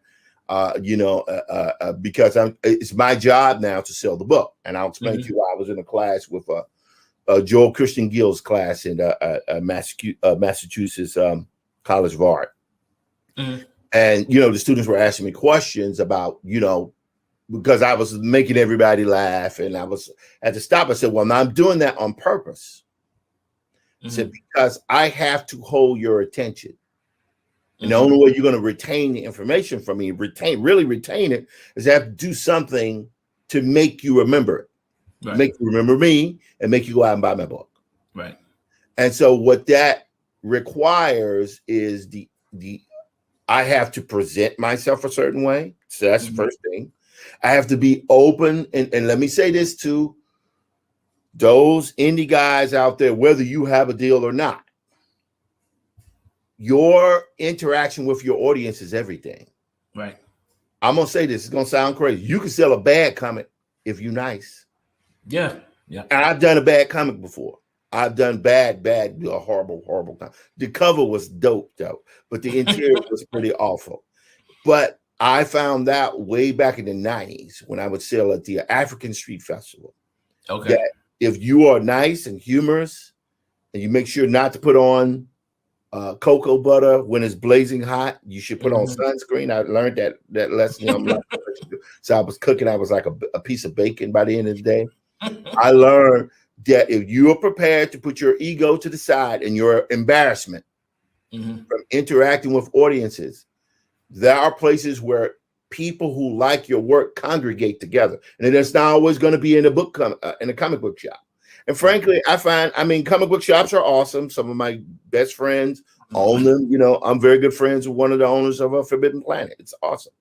But not everybody's going to be there. That demographic in that shop is different than the demographic you would have at a Soul Con. Or a peak game is different because it's in a virtual space. Right. It's not like this is new to you. You're just like, oh, everybody else is finally getting in line. You know what I mean? So I started working on my marketing, but here's the catch, guys. Here's the catch. When you are doing this work, it is essential that you recognize that we're in a moment of history now. Yes. We're in a moment of history. I call it the age of Afrofuturism. That's what I call it. Some people call it Afrofuturism 2.0, like my friend Ronaldo Anderson, right? Okay. And so people are cataloging this information. So who writes the books? The historians write the books. The journalists write the books, right? And you don't need all of them, right? You don't need all of them. There's certain publications that haven't written about me yet, but doesn't matter. I'm good. Microsoft took care of that. You know what I'm saying? You know what I mean? You don't need all of them. You just need certain targeted publications to write and cover you. Roy A, who does from Unique, is a master at that. He's a master. You just need certain targeted journalists, and the way you develop that is by reaching out to them. You actually say, oh, this article is written pretty well. And then you pitch to that journalist. Okay. Because the journalist has to pitch to his publisher. Okay. And I didn't know that. For a long time, I didn't know that. But I finally got a hang of it when I was working in the floppy stage. And by the time I hit the graphic novel stage, I was good. So, but those relationships continue. It's not like you have one time out and that's it. It's like, no, I have writers who've written on me this time out, but they wrote on Maddie's Rocket. Got it. Right. So for like you, like Tim, could you do this peep gun thing? Do this experience, this whole thing? Yeah. I'm like, of course. Why? Because you carried me when I didn't have anybody. Yep. So it's just the building of relationships, and you don't need all of them. You just need some of them. Yeah. Right. Exactly. Now, when you do that, obviously, for me, I do believe in the kind of Vaynerchuk thing. Gary Vaynerchuk. I do believe that you market according to your strengths. Okay. I can't do. It's so weird. It's like you would think I do drawings all the time. I'd be on Instagram like a demon. but I'm just saying I'm okay on Instagram. Twitter, I'm being better with it. I'm much better with it. Facebook, I do pretty good with it, where apparently the gray beards are old folks, right? But it works for me. So that was the part I could handle. HarperCollins handles the I'm in libraries. Yes. So that's the second piece. So the product is you produce a good product. I had to be responsible for that. They had to be responsible for that. But that was the easiest part, at least in the sense of, as long as I do my job, I'll make a book that looks good. People like it. The next one is placement.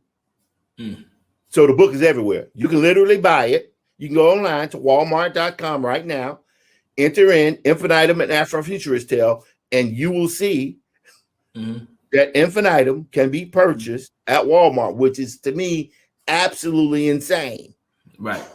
But hey, I'm enormously grateful for it, right? So that's placement. Then the next one is pricing. They can price the book appropriately. And it fluctuates, sometimes a little bit higher, sometimes lower, but there's so many venues you can buy books now. Amazon, bookshop.org, A Books, what is it, a book finder. There's so many different places. You can buy Infinitum on eBay. Yep. It's crazy. So that's good. And then the final one is promotion. Okay. And the promotion part is where it gets interesting. This is no longer the 1980s or the 1990s where a publisher would sign an author and they'd roll out the red carpet. They'd be sent all over the world. That whole thing, that time is over. What it is now, what exists now is a sort of, they can handle some of the big venues, right? Like New York Times article that came out a few weeks ago. That was the one that featured Infinitum. It had Megascope in there. It had, I think it was a mention of Milestone in there because those guys are about to hit again. Right. Utasha Womack was in there, and it had a link to Stacey Robinson's work because he's been working with Megascope as well. And the two brothers from the Caribbean with the hard ears. I hope I'm not pronouncing it incorrectly, but it's just good to see that. I think it had N.K. Jemisin in there with our Far Sector, and so that was huge. That was a huge break because, for me at least, in terms of Afrofuturism as it pertains to comics, it was the most significant article that had been written since the '93 article that Mark Derry wrote, where he actually coined the phrase Afrofuturism. Can you expound on Afrofuturism just for people that are listening? Afrofuturism. Let me just keep it simple. Afrofuturism is a blend where race elements, technology, science fiction, a little bit of horror, right? Social economics and social political matters blend together. And the drama that comes up from that, or the product that comes up from that, can be applicable to anything. For me, it's the comics and graphic novels. To Ryan Coogler, it's film. Right? To Ruth Carter, it's fashion.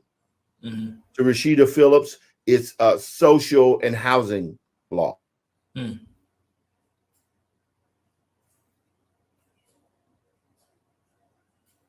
That's a movement, right? For my manager agent, Boston Fielder, it's music, but it's a multi-streamed element of film and books and all these different things. But he also does the contractual parts, right? But it's still Afrofuturist, got it, right? So all those things together make Afrofuturism. Now there are variants. Not everybody does it the same way. I think it's boring to do it the same way, right? For me, I do what I do, and there are other folks out there who do what they do. As long as I can do what I do, and I'm not hurting anybody, I'm good. I'm good, bro. I'm good. Yeah. In terms of Afrofuturism, what's interesting is that my entry point is definitely you and John Jennings. Right. In terms of that, and what I have found is that there is a very strong connection to the South. Well, that's just this variant. Well, I want you to speak on that Right. only because when we speak about our past, then Right. the connection is obvious in Right. those terms. Even my father was raised in Mississippi, and Oh, really? What part? Iuka. Oh, Lord, man. Keep talking, man. Iuka, What's Mississippi. wrong with that dude? He from Right. Mississippi. No, yeah, my That's father. where the insane gene comes from, man. Yeah, exactly. Yeah, he was raised in Iuka, Mississippi, and then but I kept noticing like you guys, I keep going back traveling, to the South, Sure. making these connections, making connections. I haven't even seen other comic book creators or creators, period, Right. make a conscious effort to build a community in the South, with those, historically Black colleges, the schools down there. Just want to know, speak to that and how you made that connection.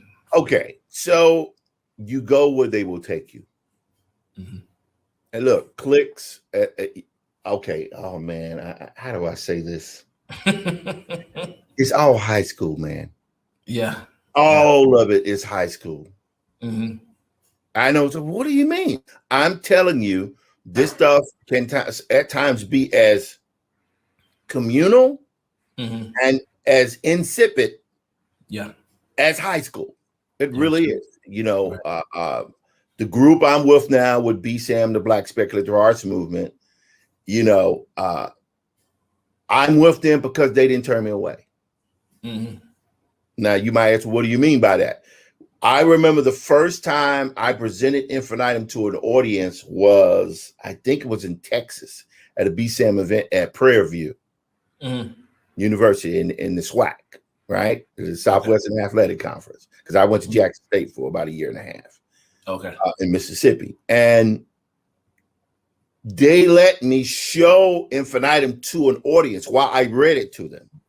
Okay. And I found out this is, I had started years earlier. I had come up with the story in the mid 2000s, but here I was doing this new variant.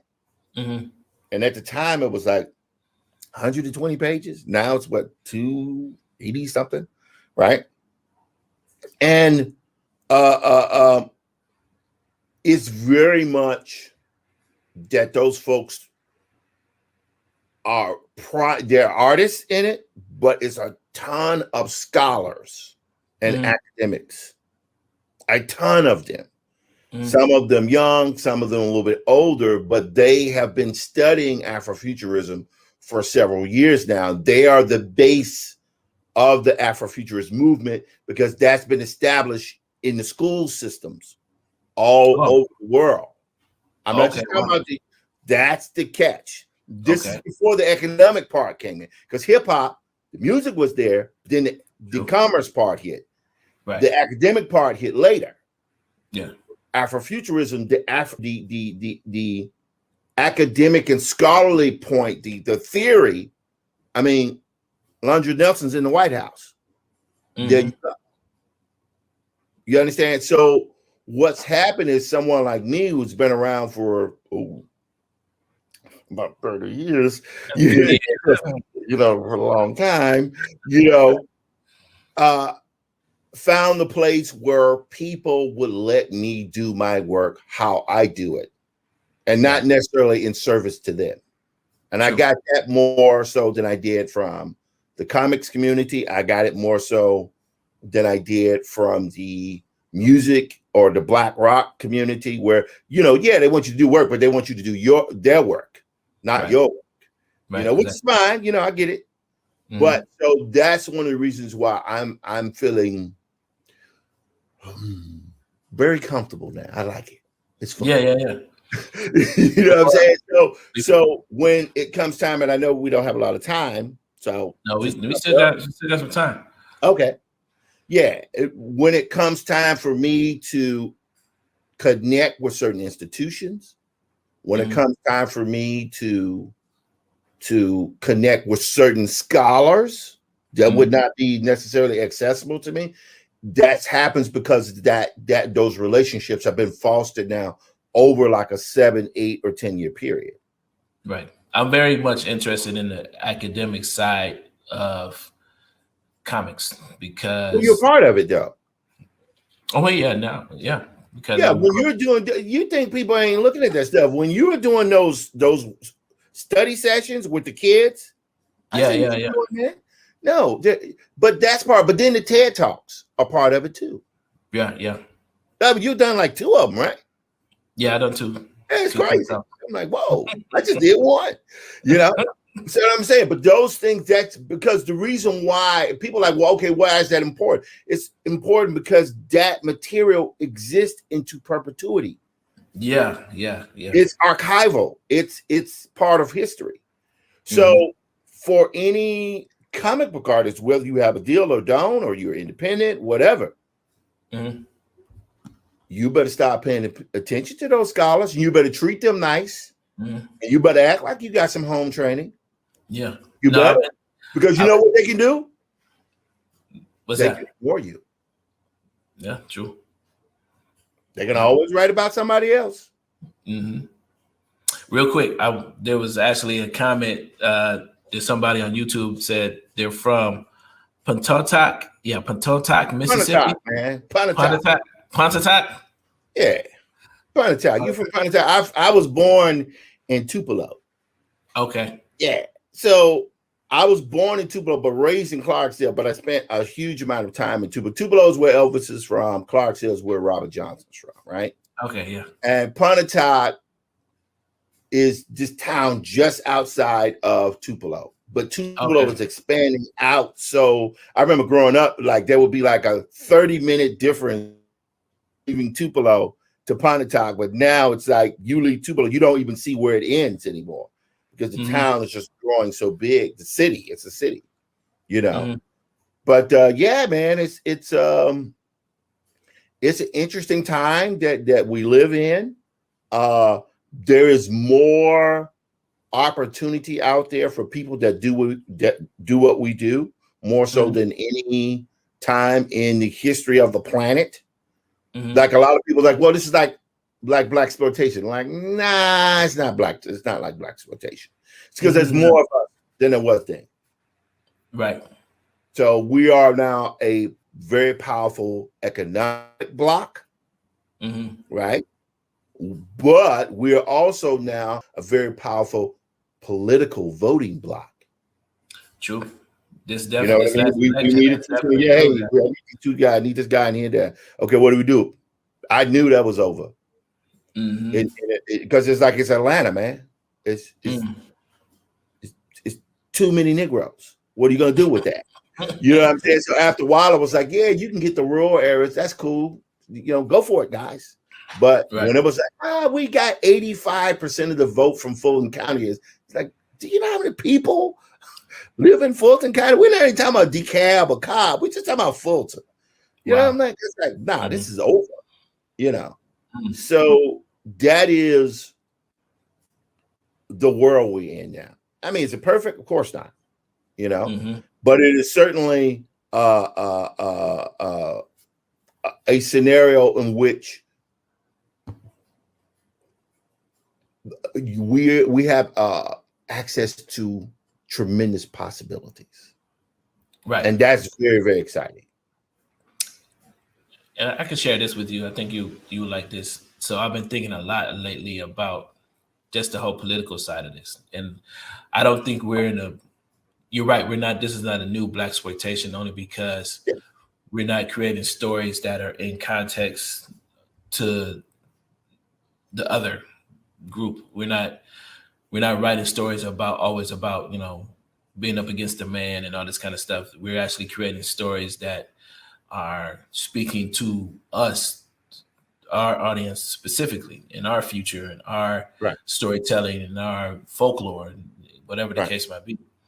And so I've been thinking a lot about the fact that when we look at these political dynamics, we always harp on the fact that basically white folks have so much of the physical world. Right. And I feel like there's not and we fight so hard to get our piece of that, which we should. Yeah. But I find that when it comes to culture, when we're talking about hip hop, when we talk about music, when we talk about film, we are definitely the community that sort of has our hand on the hearts and mind of American people. So it's not just about our stories. We help facilitate a lot of other stories, you know, regardless of culture,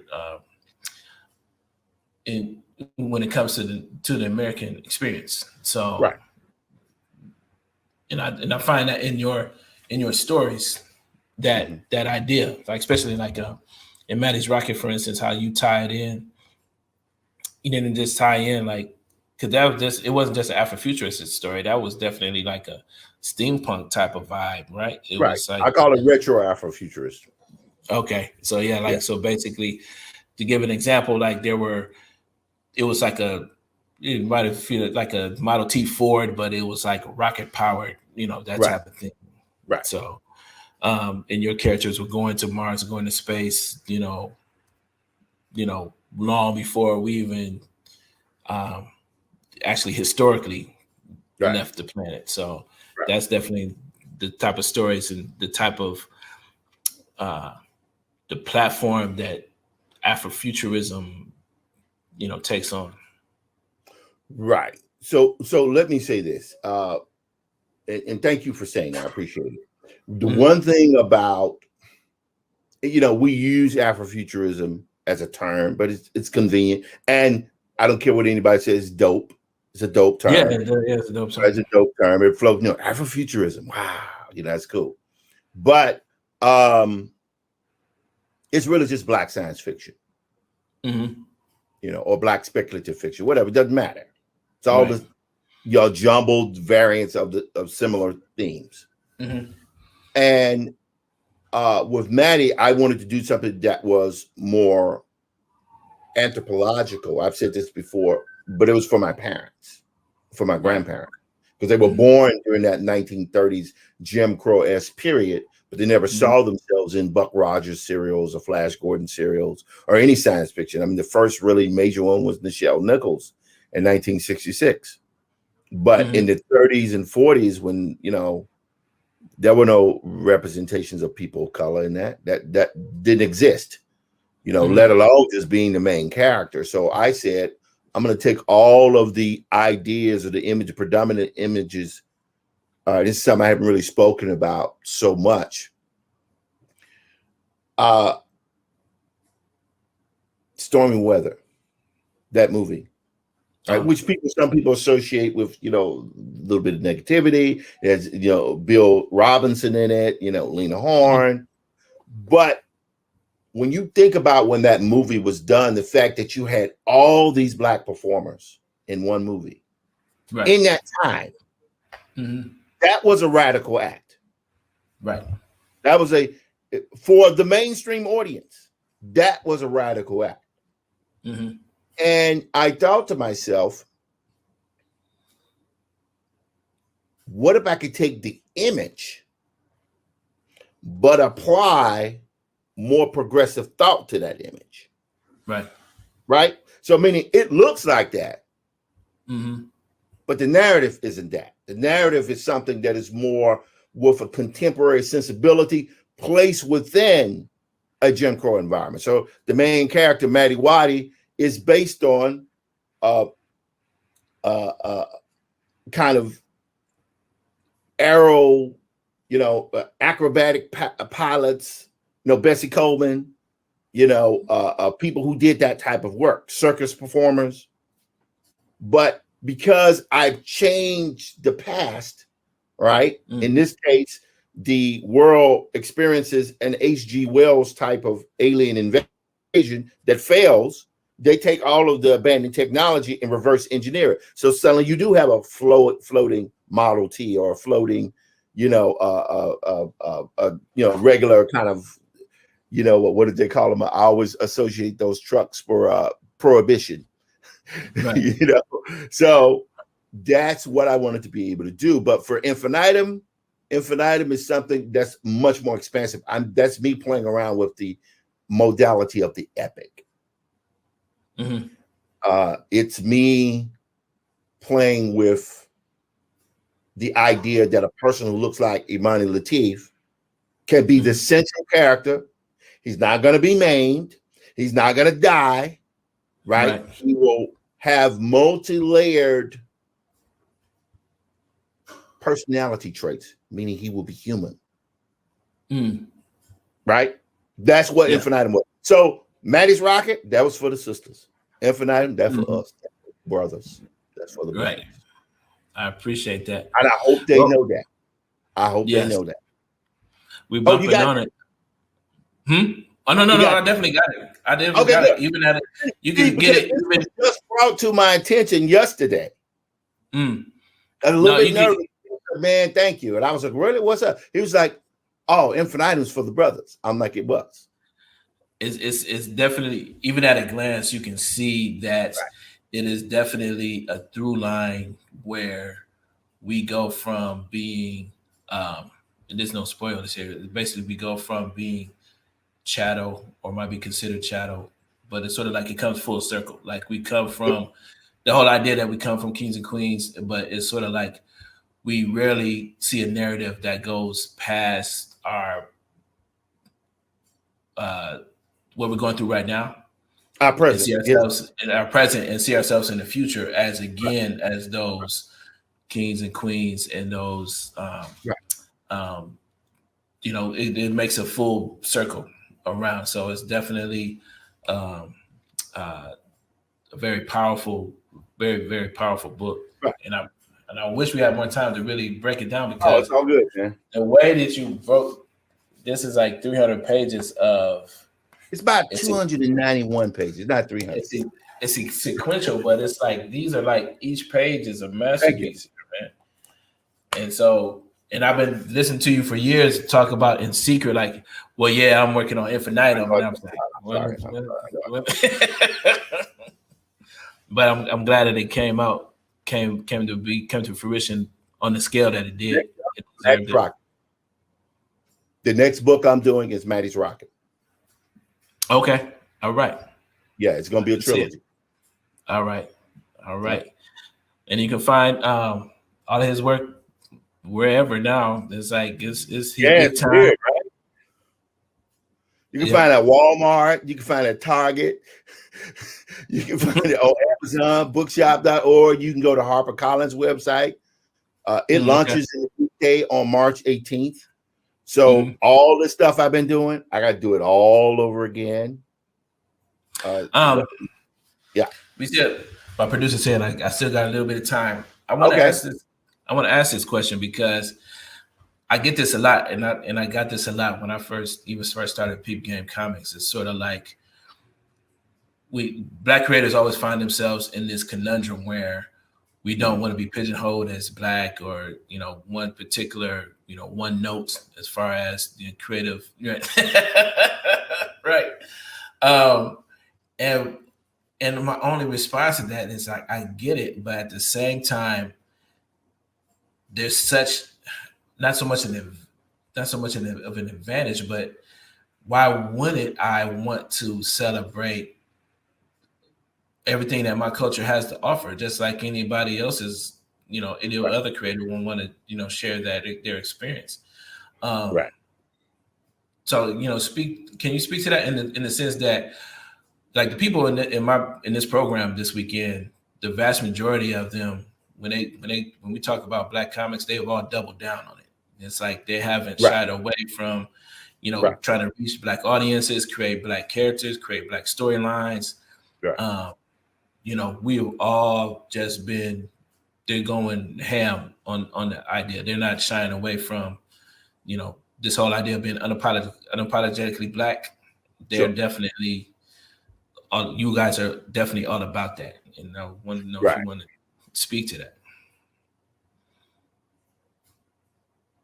Oh, what happened to Tim? Oh, man.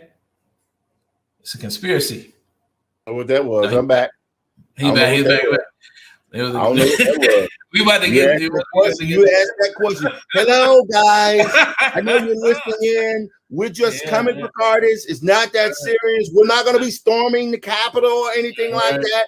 Money, I can vouch for him. He's a good guy. He's real simple. He's very easy. He's a family man. He's not like engaged in anything.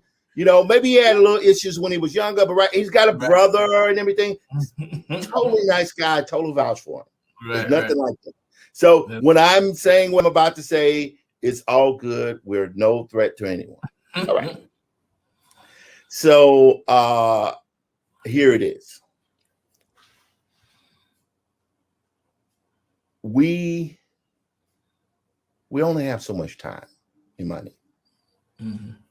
And for those folks who quibble over whether or not stuff is too black, not black enough, oh, I don't want to deal with blackness at all. Man, I'm 54 years old. I've been doing this stuff that I do now since I was 12 or 13. Mm-hmm. And was ignored most of the time I did it. And now I finally have someone paying attention. I could care less. Mm-hmm. I don't care about that anymore. The only thing I care about is, can I do the work I want to do and get it out to as many people as possible? I will leave it to others, statisticians, blah, blah, blah, people who deal with stats, historians, scholars, to determine whether or not that was something that was black or wasn't black enough. Right. Because the amount of energy expended on talking about it, which is an important subject, is really should be left to the people who their job is to talk. Mm-hmm. The people who are supposed to be to make the work, that's a different activity. Like now my job is to talk about the work. Right. I can talk about it. But even now, there's going to come a time, right? I'm doing my marketing, but there's going to come a time where I have to stop talking so much and get to work on the next book. Right. Because we need the product. The product is what's going to change the game, not talking about the product or the lack thereof, right? That's the first thing. Secondly, it's like there's the idea of Afrofuturism. That's the term we use, right? Some people like it, some people don't like it. I don't care. I don't care, because I remember when no one paid attention to anything that I did. See, I just went back to it again. So if they want to call me an Afrofuturist, I'm all for it, right? Right. Because I know the work that I produce is so much bigger than that. You know what I mean? Infinitum isn't just straight Afrofuturism. You got a little historical drama in there. You got a little romance in there. You got straight science fiction. You got some Stanley Kubrick light tunnel, 2001 stuff in there. You got action stuff in there. I mean, I think we'd agree. Infinitum is a violent book, is it not? We can agree with that, right? Definitely. Yeah, you know what I mean? So those things, I don't even care about that type of stuff. The only thing I care about is, can I do quality work according to my standards? Let me say something very quickly on this. I know we got like 5 minutes. I'm seeing this again. What looks and what is supposedly good in the direct sales and independent comic book market is totally different than what the standard is in the trade market. DM market, 1 billion a year. That's direct market. Got it. Trade, 26 to 27 billion a year.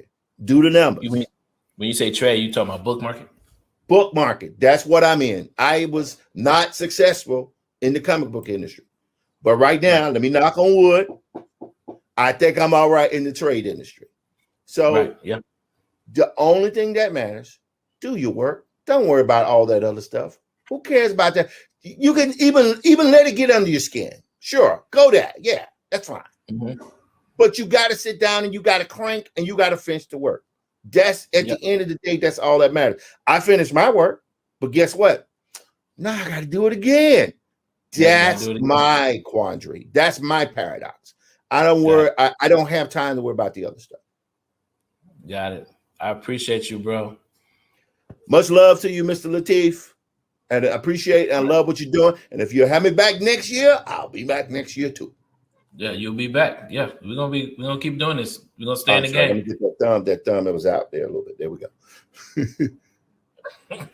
All right, bro. All right, man. Take care. All right, thanks. All right, Yep. bye. All righty. I get to take a break. And next we'll have Victor Dadrich. To be continued. 3 little words that hold the secret to the next great story. 3 words that will thrill you, confound you, give life to new possibilities. Every variation of To Be Continued is a promise of adventure, a promise of excitement, a promise of unseen wonders and unexplored worlds. A promise that every issue you read makes you a part of a never-ending journey, and behind every page there will be an unopened door waiting for you. This story to be continued at your local comic book shop today. Visit comicshoplocator.com today.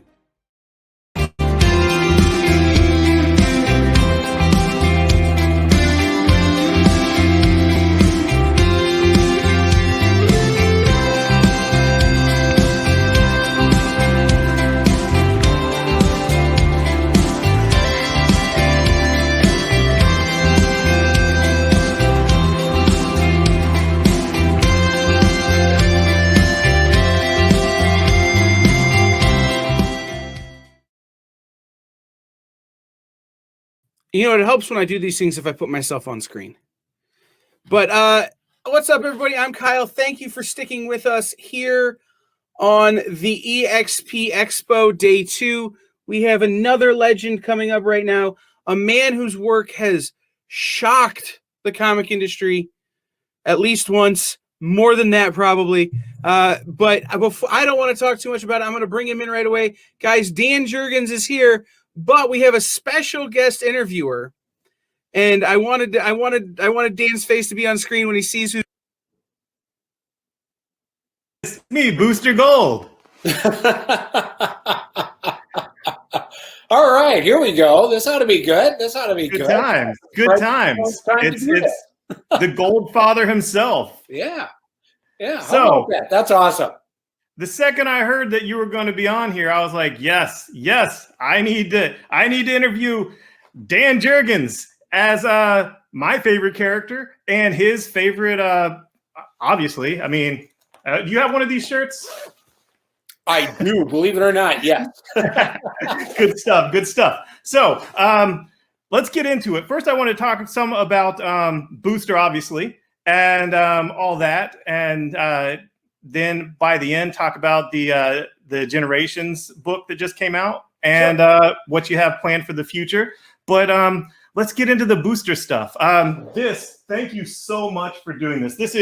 This was what I deserve as a character. This was before we had this one that, cool cover and all, right? But black and white, this, you, sir, put so much into this, so much extras in here, so many tidbits that's like basically you're interviewing yourself. You started here and you said, like, I get asked these 2 main questions about Booster Gold. Why did you come up with such a weird, flawed character? And why did you name him such a weird name? And you just nailed it. You nailed it. I mean, this character and how you summed up this intro. Not only was he a character for his time, for coming out of the 1985 Olympic, 1984, when you were creating him, right. He's a character for our time. This guy, Booster is like. You mentioned social media. What would Booster be doing with this stuff? What would Booster be doing with just digital marketing? I mean, he was a promoter. He was a booster of things with digital marketing. Man, this guy would be crazy. So let me get into Booster. Okay, so when you created him, you intentionally wanted to create a. Did you intentionally? Oh yes, Booster finally the dad, Gold Father, Dad Jurgens. Right. All right. So to me, Booster is to science what John Constantine is to magic. You know, you get down deep, he has a heart of gold, but on the surface, he makes terrible decisions. Terrible decisions. Well, That's to dig himself out of it. What I have always said is that if there is a plane that's coming down, for example, it's going to crash in a city, and Booster flies up to save it, that it's going to be a lot of work for him to do it, that he's going to make mistakes along the way. He'll first call the press to make sure that they're there to videotape and record his act of heroism. And, you know, a couple of the wings might brush a couple of office buildings on the way down, and we might have some accidents because of that. But at the end of the day, he still does the right thing, and he does save the day. And I think the thing about Booster is, if you go back to like 1985 when I created him, you know, every character in the DC universe was sort of perfect at that time. And what we did is create a character that had faults. And I think ultimately is very human and much easier for readers to relate to. Absolutely. Absolutely. Booster, I mean, just this is what I want. Of course, your claim to fame, the big deal, the thing is, you know, Death of Superman. Death of Superman and your decades of Superman. You know, you're 80 years of Superman. How many of those were you? You know, you're at the Library of Congress, all that stuff. But Booster. I mean, there's so much potential in this character. There's so much that that can be done with animation, movies, video games. I mean, this character is so perfect for this time, like kind of like a Deadpool-esque, but more relatable. What do you think it is that has stopped Booster from becoming a household name since the 80s? I mean, he was in Smallville. He was in lots of cartoons, you know. Right. He basically headlined several episodes of Just League Action, which were wonderful, wonderful episodes. Right. I don't know if you were involved in those, but those were amazing. You know, and he had been optioned as a TV series, and they went so far as, you know, writing the script and everything, and it just didn't go anywhere beyond that. He also then got optioned for a movie where a script was written, and it didn't go anywhere beyond that. And I can't answer for why others make the decisions that they do. I know that I have tremendous faith in the character, and I think right now, you know, with the there's a tremendous void in DC movies, and what they have is a list of characters that they're using. And I think, frankly, they've left an incredible amount of IP on the floor that they just haven't picked up and used. And it's a shame because it's money, man. I mean, they've left a lot of money on the floor, whether it's Booster or any other character. So hopefully one day it'll still happen. We'll see.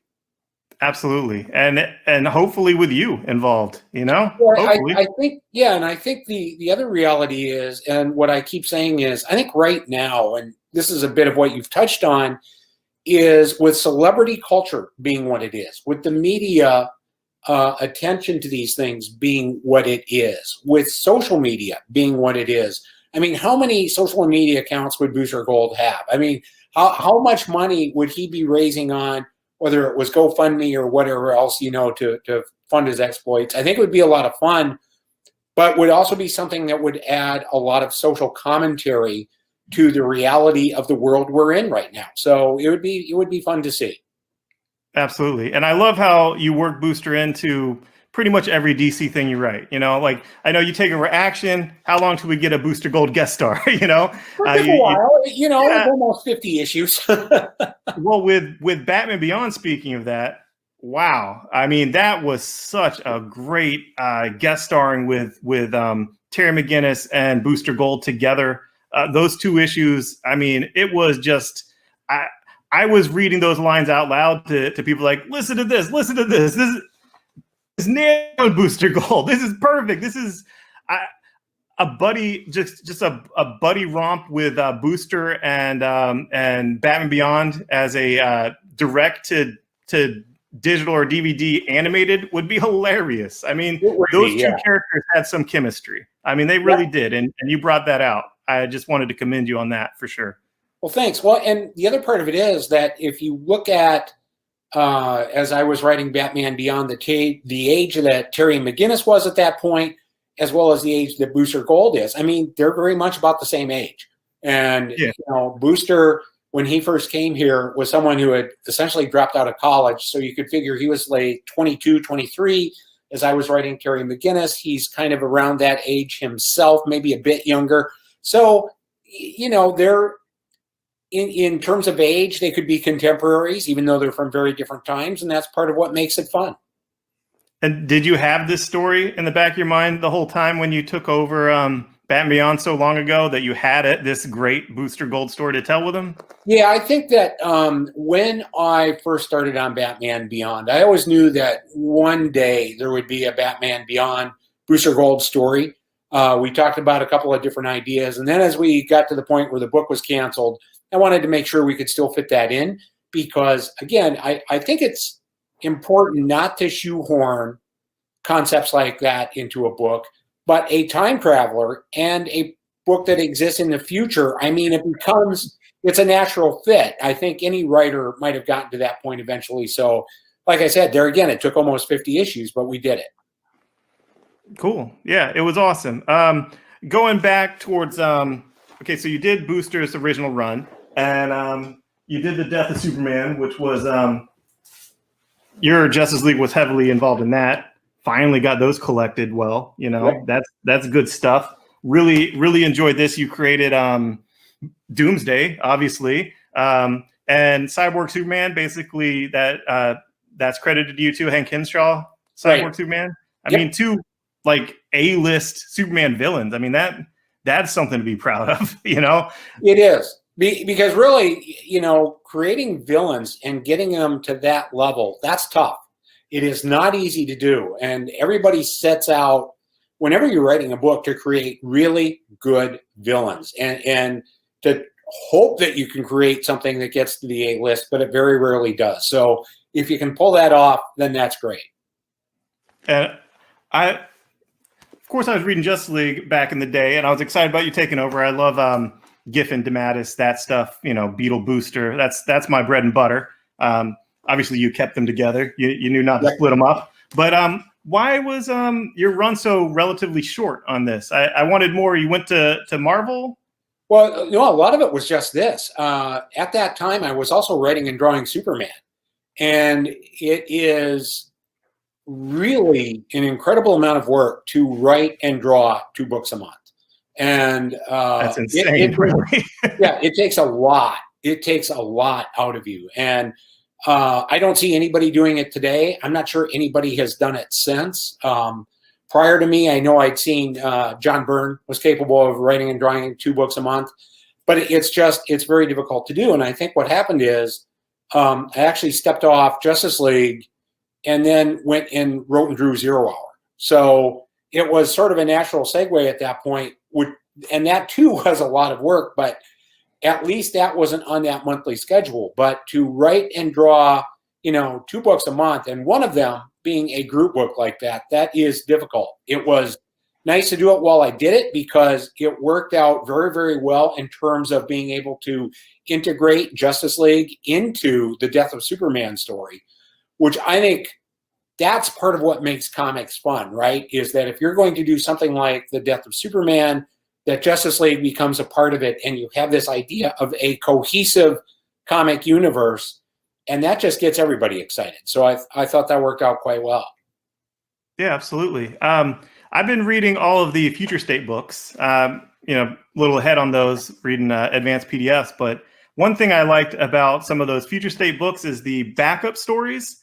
Mm-hmm. And some of them, the backup stories were 20 pages. They're meaty backup stories, 20 pages, 12 pages, whatnot. But it made me feel like it was more of a cohesive universe in that you buy the Batman book or you buy the Superman book and you get these other stories of what's going on in their world, in their city, in their plot lines, and you just get it. Like, of course it matters. Of course it counts. Of course the writer expects you to know this canon because it's just together. And it made me kind of see backup stories in a whole different light. Like anthologies don't work. Sure, anthologies don't work, whatever. I don't want to argue that. But what if the anthology was other stories of the main story and of the expanded universe and what we love so much about comic books in general? And that really, really came off with some of these future state books. It really did well.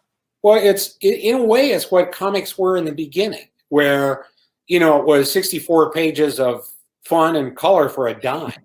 And, Right. and so there, I think, has always been this idea that comics don't necessarily have to be a single book that has 20 pages of story and art. And I think as we kind of flex out of that paradigm a little bit and can expand this concept of what a comic might be, and maybe, yes, it's something that's bigger, that has more story in it for a higher price, but you get more as a reader, I think that can be a very legitimate way to go. Yeah. And speaking of that, wasn't going to get into this just yet, but the Generation Shattered. Wow. Yeah. What a thick, like no ads, bound $10. But I mean, was this actually going to be like a mini series before it was like this? Well, originally, it's a project, like often happens in comics, that went through a lot of different stages before we finally got to press. Yes, this one is $10, but it's 80 pages of story and art. And when you start to factor that out, that's like 4 comics. And if you're buying 4 comics, that's going to cost you $16 or $20, right? So it's actually a really good value. And I think it's a good package. But yeah, it originally started out as something that was designed to be something different. And we continually adjusted the story and the concepts and everything that went into it in order to work in with what we now have as a DC universe. And this book, I don't know how much of it you wrote. There's 3 writers credited, Andy Smith and Vendetti, Robert. Mm-hmm. But man, the booster stuff in here was great. I mean, yeah. And more again, what it is, it's an idea that takes characters from multiple different timelines in the DC universe. So we have Batman from 1939 as he very first appeared. We have other characters from the mid 80s as they first appeared. We have the Eradicator character as he first appeared in Superman in the early 90s. So we represent different stages of DC history and different aspects of DC history as we bring these characters together and forge what I think is a kind of a really fun superhero team. Yeah, definitely. And I just liked how it's realizing that that claim at the end of Death Metal, and that everything matters, everything happened, everything matters, it all counts. And you're like, yeah, it does. And we're putting together a team pieced together from pieces of this everything, pieces of this unknotted timeline, and just boom, off to the races. I had a specific question for you. Yes. This Wave Rider in here, is that the Wave Rider from Convergence Booster Gold 2? No, this would be a more, think of him as historically accurate Wave Rider, if you will, essentially the original version. Yes. So, and he's part of it. And that's the one I think that most people recognize and are more comfortable with. So that's the one we decided to use. Okay. Yeah, I was just wondering why he was kind of going for booster save, if since Booster is so interested in self-preservation, self-promotion. I was like, I wonder if that is the Wave Rider that he put in the Convergence 2 that actually has Booster's memories. Well, and of course, all of this gets continued and completed next month in a book called Generations Forged, which tells, it's another 80-page book, $10, but it tells the story, once again, of what happens with all these characters and concludes it. So from my standpoint, it's a very satisfying way to work in that you get to tell what is a rather epic story with a huge page count. I mean, it's 160 pages in all, but it only takes 2 books to do it. And readers get into it and out of it again in a hurry. And whereas typically that is something that, had it been a 20-page comic, would have taken a number of months to come out, right? It would have been an 8-month project. And this way you get it in 2 months. And I think we'll find out. I'll be very interested to see how people react to it. But it allows us to use some great talent. I mean, the art in Generation Shattered, I think, just had a tremendous list of artists and was, I think, a really fun comic book. Oh yeah. Oh yeah. It felt like a lot of the time travel stuff that you've done, except it was fresh. And I like that it felt like, I don't know if I'm reading into it, but it felt like you didn't have an editor telling you what to and not to do all over the place. It felt like we all, there's always going to be an editor on the book. And, what we had is a couple of really good editors on this in Brian Cunningham and Andrea Shea, and who were very involved in the book. And what it is, I think, more is a situation where you had writers, artists, and editors all on the same page, working toward a common goal and having that common vision of what this project could be. Yeah, it's like, I guess what I'm talking about is sometimes there's a team book or a title, and it's like, oh, you can't use this version of the character. You have to use this version of the character now because this is what this character is now. And this is like, no, we're going to use the Dr. Light that doesn't speak English yet, and we're going to use whatever character we want in whatever version that tells the best story. That tells. And actually, and I'm glad you picked up on that. We wanted readers to pick up on that because we did spend a lot of time going through concepts of who would be on this team, who would be the various characters on this team to represent different eras of DC. And if once you get there, how does Commandy then fit in with a Dr. Light? How does a Steel fit in with the Eradicator or Superboy, who's part of the Legion in the future? And so if we take all these really divergent, I think, characters who come from very different times in DC, where Superboy is, say, from the 50s, and like I said, Batman from the 30s, and you start to put them together as a team, it becomes pretty unique. And it took us months to finally arrive at that final team. We had so many characters that were part of it, then thrown away. They came, they went, and that kind of thing. It was quite an exercise. I really like the final content. And you said that Generation Forged is next month. Generations Forged comes out in February, and it completes the story. Again, it's another 80-page book, $10, with a lot of great artists in it. So once it's all done and said with, I think it comes together very, very well, and more importantly, sets us up for, I think, a lot of potential material going forward, because we certainly end with something of a beginning. Sounds good. A lot of people have been talking. I've heard this on social media groups I'm part of, and some groups I admin and whatnot. Obviously, pro Booster Gold groups, but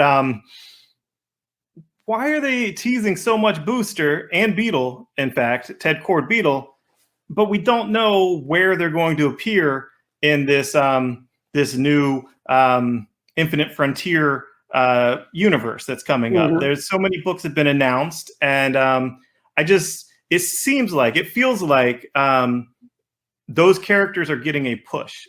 Beetle and Booster together specifically, but no book. They're getting some attention. They're getting some push. Like these covers, I had to get for myself. They're just beautiful, beautiful covers that go together. And which by the way, as a small scoop, were originally going to be part of the Generations. Yes, kind of. Here's what I see. Okay, so it's a Triptych 3 connecting cover, but this one, there's obviously nothing coming from before. This is the first. This is obviously the JSA. However, here you have a cape here that is not any of these characters, but this cape looks red and black. Maybe Batwoman, maybe the next generation included Batwoman as a prominent character. That looks like Batwoman's cape to me. I don't know if you can confirm that, obviously, but that's what it looks like. Where this Beetle and Booster, it's just a beautiful picture of them, just their camaraderie, their friendship. And then they're both together on the cover of the Infinite Frontier #1. And when they showed that to comic book retailers, the first question, maybe it wasn't the first question, but one of the first questions was, where are Beetle and Booster going to appear? You know, why are they prominently shown in this cover that only has a handful of characters for all these titles? They have to appear somewhere. Why are they on this cover? You know, why? And I can't get an answer. I know that they would be perfect for a backup in plenty of titles. I mean, obviously a Justice League title, they'd be perfect for a backup in that. But I don't know. Do you know if there's any plans, or is it in flux, or for no, the I two know, of them? I think it's, let's put it this way. They're on the cover of Infinite Frontiers. And I think that just because of all those characters on the cover, it doesn't mean any announcements or any plans for them necessarily all happen in month one. I think what you're seeing is DC setting up things for the future that don't all necessarily come out that month, which I believe is March. So it's my sneaky way of saying stay tuned. Right. Yeah. That actually was relevant to you. One of the questions that came up when they were announcing the March books is like, where's Dan Jurgens' book? Is Dan Jurgens not going to be doing anything? Where's Dan Jurgens' book? And I actually told people on the board that I admin, like, just wait. This is just the first month. First month. I know there's going to be a JSA book. There has to be a JSA book. You know, this is just the first month. You know, Beetle and Booster are probably going to be doing something. So we'll see. So I'm definitely excited for the future, for the possibilities with Booster. I know that he has a great friend in Jeff Johns, who does have a production company that, you know, could produce things for TV, perhaps, you know, he's doing well with Stargirl. So he has friends in different places that could pan out. But I wanted to promote, this is sponsored by Flight, Yingling Flight Booster. I get paid for my, you know, affiliate marketing stuff. So only way to do it. Guys got to eat. Not everybody can be born rich like Bruce Wayne, right? That's my point. Okay, so Bruce Wayne, his alternate identity, secret identity, whatever, it's irrelevant. He doesn't have a job. He begrudgingly shows up at debutante balls or whatever. You know, who cares? He has no job. Why does Booster get so much crap for trying to make a buck, trying to have a job? His job was, he was a personal brand, obviously. You touched on that in your intro. He was building a personal brand. Nowadays, he would be a social media influencer, like you said. I personally think he would be a digital marketer. He would own the internet. So, so having said all that, why in the world can't this guy catch a break in 2021 now? Come on. Well, and look at Superman. I mean, so Superman needs a story, and he sits down at a typewriter that he bangs it out or a keyboard, and he bangs it out at super speed, where Clark Kent interviews Superman and has a scoop. I mean, that's cheating, right? Right. So yes, that was my overall point. Get judgmental. Superman has these amazing powers, yet everyone cuts him a break. Even, you know, now they know he's Clark Kent, that he deserves to have a regular life. He deserves to have a job, a career. He deserves to have something like that. Okay, sure, whatever. Why doesn't Booster deserve to get paid for saving people? Why not? Like, self-promotion is a real job. I mean, that is a real job. Like, people get 1099s, independent contractors. They promote Monster Energy drink or whatever. It's a real job. And I just think that the time is right for Booster to come into his own. And I personally think what would be amazing is even if it's just a comic book, to have meta marketing where Booster is promoting things, affiliate things, in real life on the internet, not real, but you know, and it ties into the book that he's promoting things in the book. Yeah, any Booster Gold comic, every ad that's inside it really should have Booster Gold pitching whatever product it is, right? Absolutely. So even if it's DC house ads for other books, it could be Booster Gold holding up, you know, Batman for that month and Superman for that month, saying, you know, buy these comics or I'll shoot this dog, you know, whatever it's going to be. Yeah. Yeah, or I won't shoot this cat.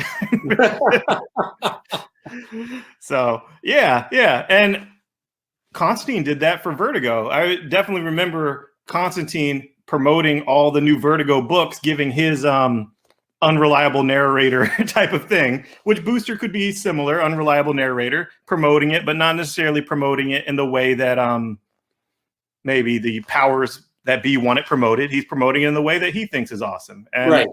if you like Booster Gold, maybe you'll take his advice. He's an influencer.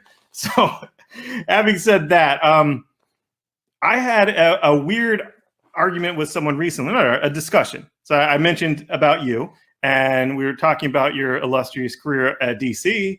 And I said, but he also did some great stuff at Marvel. And they're like, what did he do at Marvel? I'm like, bro, he had like a 6-year run on Thor. Like, what are you talking about? You know, like, come on. And then I was like, I remember you on Captain America too. And then I remembered the Spider-Man. Right. And I remember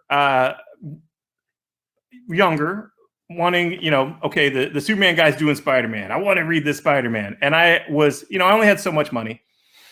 And I was a DC, you know, I was DC other than if a creator I loved was doing a Marvel one. Other than that, I was DC because I could only afford one universe entirely. You know, there's only so many lawns I could mow. But Right. but I was excited Yeah. for you doing Spider-Man after Superman and all that.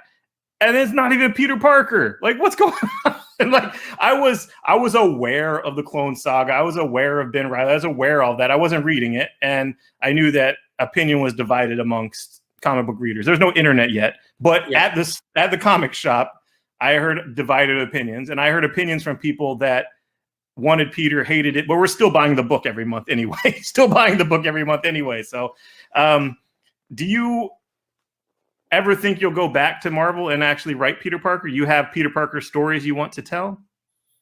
Oh, yeah. I mean, I don't know that I'd ever go back. I just know that it's weird. Yes, I did Spider-Man, wrote and drew Sensational Spider-Man, but yes, to a certain degree, I don't feel like I did real Spider-Man just because it was Ben Reilly. At the same time, you know, when we were doing it, Marvel even then really wanted to, I think, get away from the Peter Parker, Mary Jane Watson marriage and to have Peter Parker be young and single again, to have Spider-Man be young and single. So the plan at the time was to transition over to Ben Reilly and eventually have him just become Spider-Man and be Peter Parker. Those plans all changed, and they didn't want to do that. So everything got a little more convoluted than it had to be. But at the same time, when I was doing the book, I know I tried to tell Spider-Man stories that had what I felt would be a true sort of Spider-Man vibe to them. That just as there are things that I think are intrinsic to a good, strong Superman story, I think Spider-Man has attributes in his stories and points that are very important for a good, solid Spider-Man story. And I tried to bring that to the project. And I certainly enjoyed writing and drawing the adventures of Spider-Man at that time. Even though it was Ben Reilly, it was still a lot of fun. I mean, writing and drawing Spider-Man, it's bleeping Spider-Man. I mean, who doesn't enjoy that? Good times. Yeah. And your Thor run, I feel is underappreciated. I mean, I was reading it as it was coming out.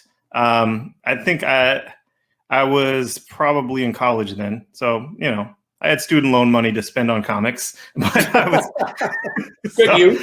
Yeah. I remember really enjoying that and you breaking total new ground with the character. A character that's been around for decades and decades and decades. And I just kind of feel like it's been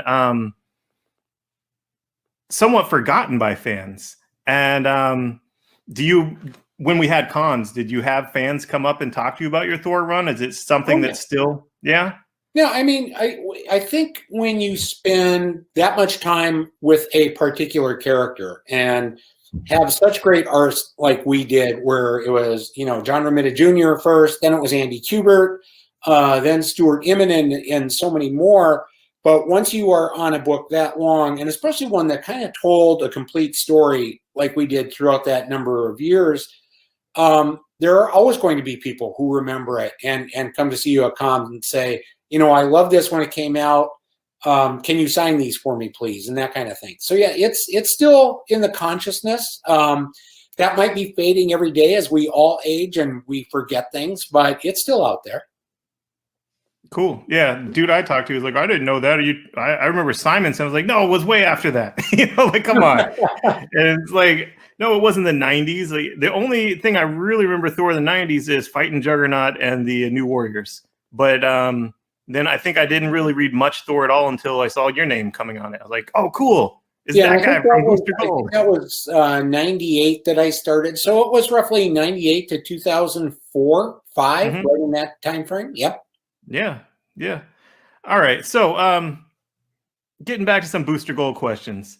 What is the weirdest commission you've been asked to draw with Booster Gold? And are there some that you would reject drawing if someone asked you? Not for myself, asking for a friend. Is there is there anything that stands out as something really weird that you were asked to draw with Booster? With Booster, no. You know, I know that probably, and with Booster, it doesn't get too off the wall because people don't, you know, if he's a character that they're really invested in, I don't know that they want weird. I know one was once, it was Booster Gold either eating a cupcake or maybe it was a slice of pizza. And I just wrote a word balloon that said, you know, even superheroes get hungry, you know, stuff like that. So that with Booster, it never got too far out there. Cool. So, yeah. I just, man, there's been so many weird things people have asked for Deadpool artists to draw with Deadpool because that character goes all over the place. Well, just wondering if there's anything with Booster. Yeah, especially after the movies. Oh yeah.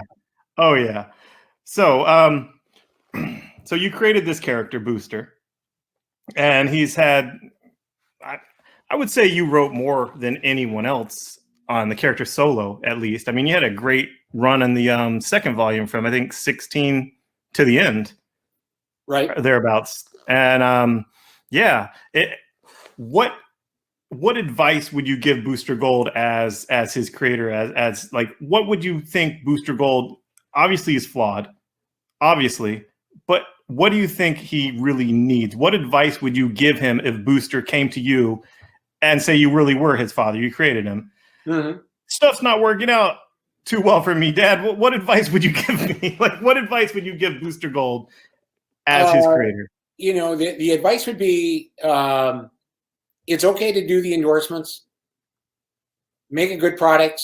No more, you know, I think I implied once that he had done a promotional campaign for Depends or something like that.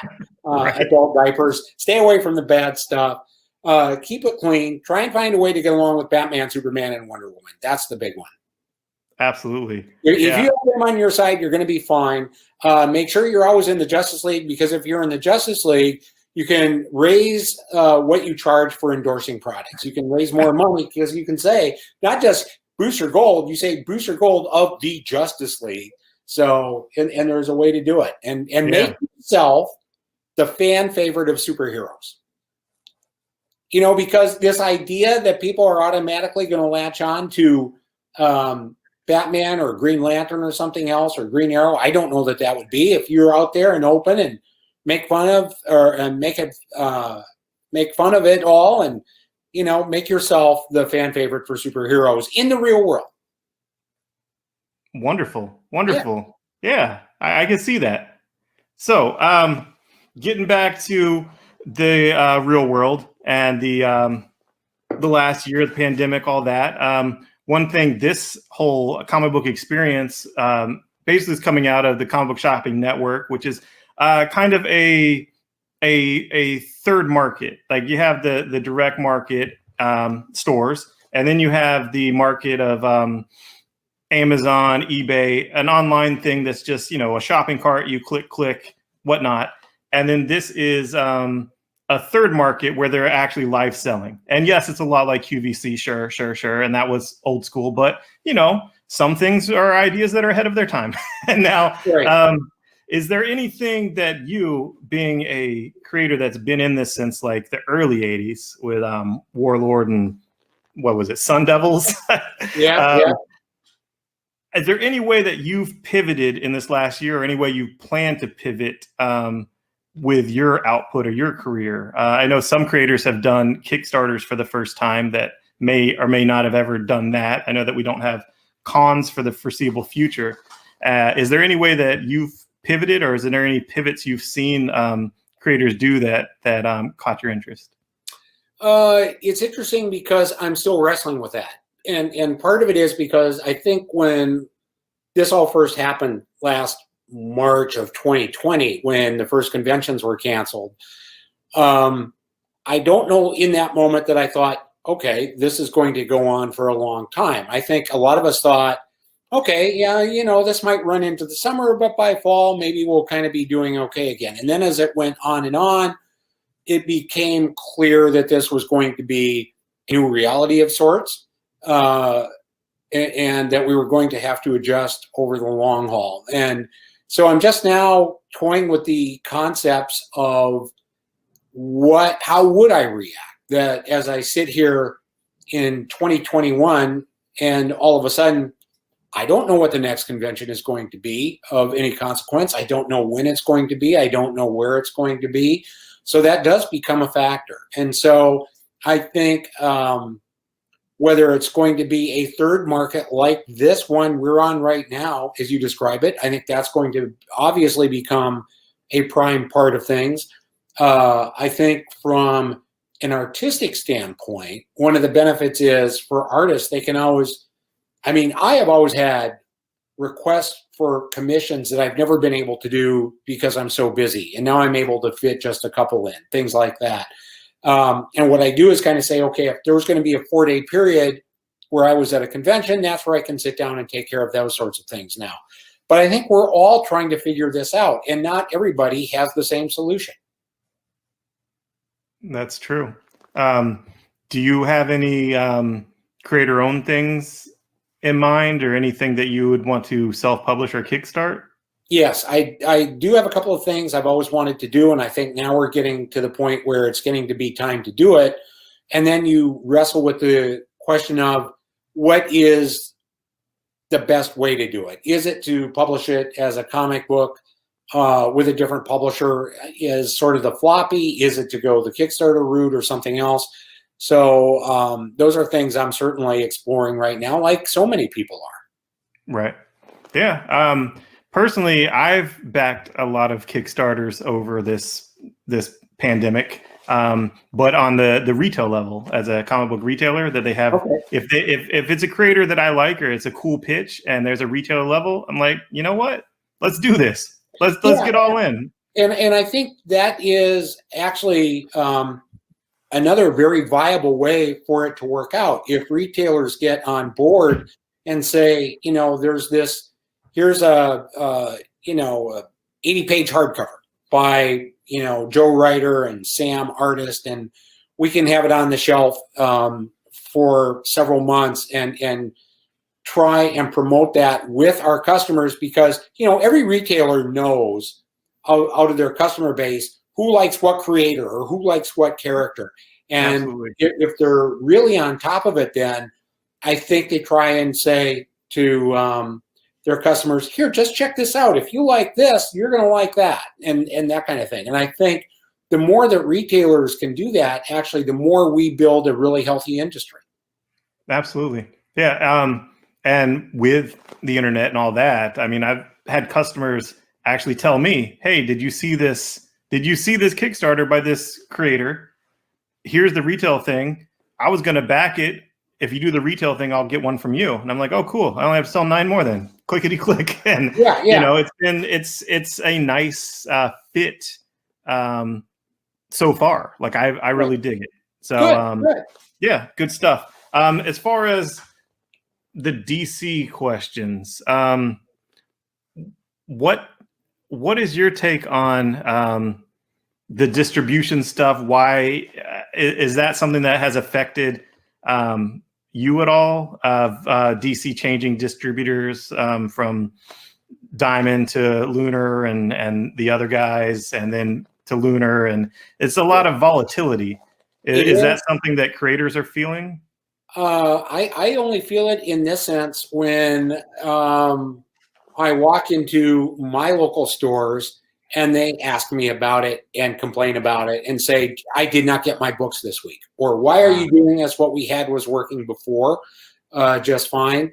So I certainly sympathize with everybody, because I don't know that it's the right solution. I don't know that it's the wrong solution, because I'm not privy to those discussions. And, you know, at the end of the day, my job is to create story and make it as good a story as I possibly can, and then trust that we will have a network where the publisher takes the book, prints the book, distributes the book, and it gets into the retailer's hands and then into the customer's hands. And whatever facilitates that the best way, I'm all for it. And anything that gets in the way of that, I question.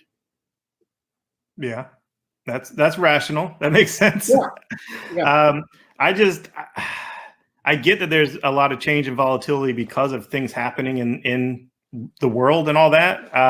It just feels like it fuels rumors of, oh, what's going to happen next? Oh, are they going to stop publishing comics? They're going to do, you know, this, that, or the other. And, you know, being more knowledgeable about the industry and sales and digital sales versus print sales and all that, it's like, no, they're not going to stop doing this. I mean, come on. At the very, they could change the format. But I don't see them not producing new content of sequential art. Why? Why? In print. Yes. In print. Yeah. Yes. Why? Why not? You know, like, that's insane.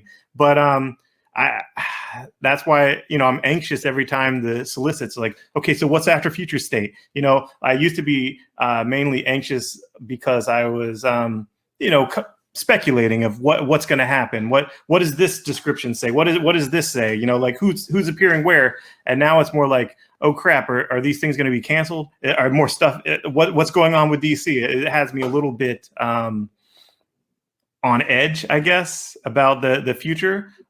Having said that, the content that's coming out is awesome. It is awesome. Good. I have read everything for the past few months. I mean, obviously there's a lot more time to read. And I've enjoyed a lot of stuff. There's a lot of stuff DC's putting out that I think the base level DC book is, I enjoy it more than the base level Marvel book right now.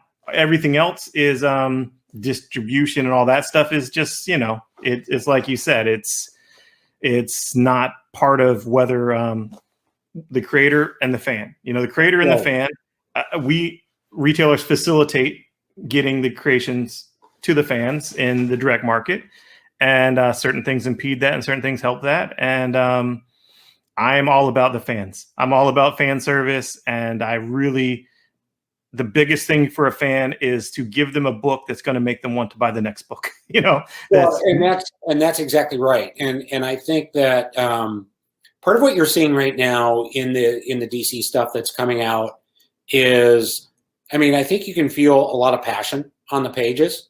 That if you look at the new slate of books, I think there's a sense of energy there that is very important, and that hopefully readers can pick up on that. And obviously, you know, we're very early in the game for things that are happening. It's you know, like January 17th today, we're just a couple of weeks into the Future State books, and then just setting up things that'll start to happen after that with the new line of or the new wave of books that come out in March. So I think it's a good time for everybody to take a deep breath and just be a little bit open-minded about what it is they're going to see and give it a chance. Yeah. I mean, as long as you have a book coming out. Right. And you know, April, May, whenever, you know, like as long as you have a book coming out. So, yeah. And I did see that a lot of these backup stories, like quasi anthology type things, are continuing. I saw the Detective Comics with a Huntress backup story like on the cover that, solicited for, I don't know if it's April, probably April. And I was like, oh, cool. They're carrying that over. That is amazing. Awesome. So Yeah, and I know when I was a kid, I liked books that had more than one story in them. And often there would be books that I would buy because I liked the backup character or backup story more so than necessarily the front story. And I think, again, there is room for different concepts in terms of what a comic book can be, that it doesn't always have to be that 32-page floppy pamphlet, that we can expand that understanding and idea a little bit and come up with different products. Awesome. And circling back to Death of Superman, that personally, I skipped school that day to go to the comic book store because I needed my copy. And, there was hype everywhere. I needed my copy. And I got caught skipping school because I actually said a quote to the news that was out there. And then I was like, oh, what was this? And I was like, oh, I walk in and the comic shop guy, the guy Tommy, he's like, oh, I pulled you a copy. I was like, yeah. He's like, you're going to get a copy. I pulled it. You didn't have to. I was like, yeah, but I want to read it now. I want to read it now. So well, I got it. Look, there was such a vibe going on. There was so much energy and everybody talking about it. Nobody wanted to wait, right? I mean, everybody wanted to go get it that day. And that's why almost every store I know of had a line, going out the door. And people wanted to read it because there was so much in the news. You didn't want to be the kid who, went to school and found out 5 other kids at school had it before you and got to read it and you didn't, right? I mean, that would be awful. So of course you cut school. Right. It's what Booster Gold would do. Absolutely. Absolutely. So that had to have been career changing for you, right? I mean, you were basically solidly on Superman as long as you wanted from that point, basically. And I had been on it for a couple of years prior to that. And obviously it took us to a very different place. And, the market was very different at that time. Comics in general were very different at that time. For people who weren't there, it's hard to communicate now just what things were like and what the level of excitement was out there for that book. And then not just that, but then even, everybody talks about, Superman 75 and the death of Superman. And then after that, it was the reign of, or Funeral for a Friend, where we really addressed, well, what does it mean with Superman gone? How does that change the DC universe? And then after that, Reign of the Superman, where 4 different characters came back claiming to be Superman, reincarnated or brought back to life somehow. That was really a magical time to be a reader. And it's hard to communicate that now to people who weren't there. But it's funny, if you pick it up, look at it and read it, I think the material still holds together really incredibly well. And if you now can judge it from the perspective of a year-long storyline that unfolded across 4 different titles by 4 different creative teams, I think it's really an epic time in comics. Oh, absolutely. Not only was it payoff and just the build and how it felt, the build of Doomsday coming and coming and coming, and then the payoff of just all splash pages in 75, just like, this is epic. And then afterwards you have essentially, for essentially a weekly book, and you have a plan and you execute that plan well. I mean, that was, I can't think of much of anything else that nailed it that well with all eyes on it. Having said all that, have you seen the animated adaptations of Death of Superman? And do you have any opinions on those?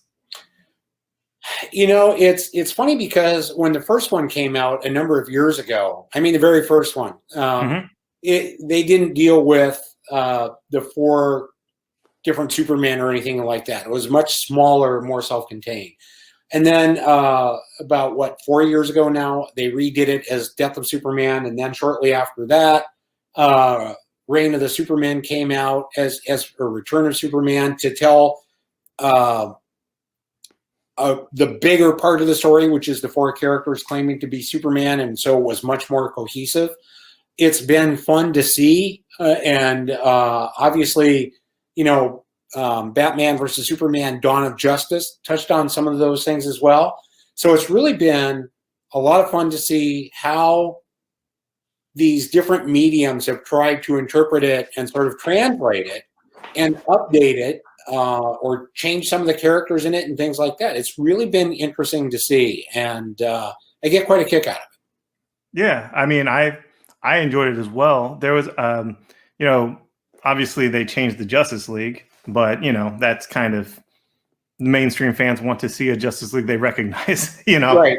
So, right. No, and I realize that, and these things are necessary. Yes. There was a couple cool character moments that I wanted your opinion on. When Lois goes to the Kent's house to, I guess, console Ma Kent, and Martha is still trying to maintain that, no, that's not my son, that Superman died, and Lois knew, right. And she just pretended not to know, because either she was waiting for him to tell her, or it benefited her to maintain the ruse. I don't know. What did you think about that? I mean, sure, she's an investigative journalist. Sure, it's within absolutely the realm of possibility that she could have known that he was, or suspected he was Clark, and then when Clark's missing the same time Superman is dead. I don't know. How did that strike you? It's, I understand why they did it. Obviously, the story was a little different for us, the way we wrote it and drew it. But I know that whenever we talked about these things in general, as we were sculpting these stories, one of the things we always said is, Lois, I mean, before we had Superman reveal to Lois that he was Clark Kent, or vice versa, we always sort of said, well, of course Lois knows. Lois is smart. Lois is on top of it. She knows, but she just doesn't say anything. So it's sort of a theory that we always had as a group of writers and artists anyway. So it kind of fits where we were, just in terms of how we interpreted these characters. Awesome. Yeah. Awesome. I thought I had a hunch maybe. It's nice to be able to ask the man himself, Dan Jurgens. Well, now you know. Now you know. Awesome, man. So, I guess you can't talk about what you have upcoming, whether it's a booster backup story in a Superman book or Action Comics or whatever. But is there something you're promoting other than, I guess, Generations Forged, or some way that people can support you that enjoy this interview and want to give you some support? I appreciate that. No, and right now I think the biggest thing is, hopefully you can still find Generations Shattered at your local retailer. And yes, very early in February, Generations Forged will come out. And as I said, that sets us up, I think, for some things going forward that are very strong. And so that I think is, as much as anything, what I want to talk about right now. And then, yes, beyond that, you can always follow me on Twitter. I'm at the Dan Jurgens on Twitter. You can find me elsewhere fairly easily. I'm around, and hopefully we'll get back to the point where we can actually chat in person at a convention again. Yeah, I awkwardly stopped you at a San Diego Comic-Con, maybe the last one, maybe the one before last, but I was like, hey, I need to tell you how much I love your action. Your action's so good. Like, it's just so good. Like, I didn't know that I needed more Dan Jurgens Superman in my life, but I guess I do. Superman. It was a fun time.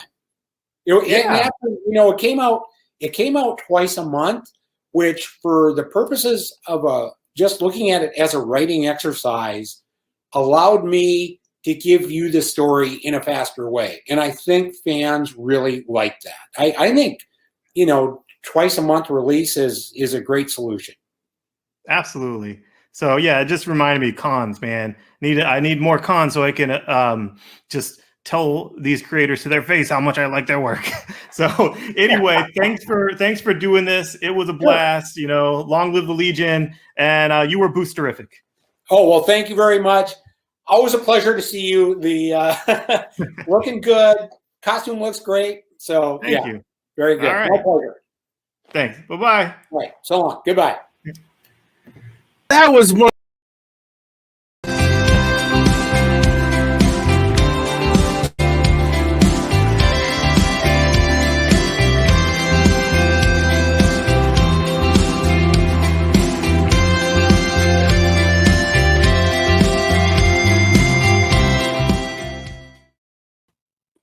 All right, welcome back in, Miss Jen.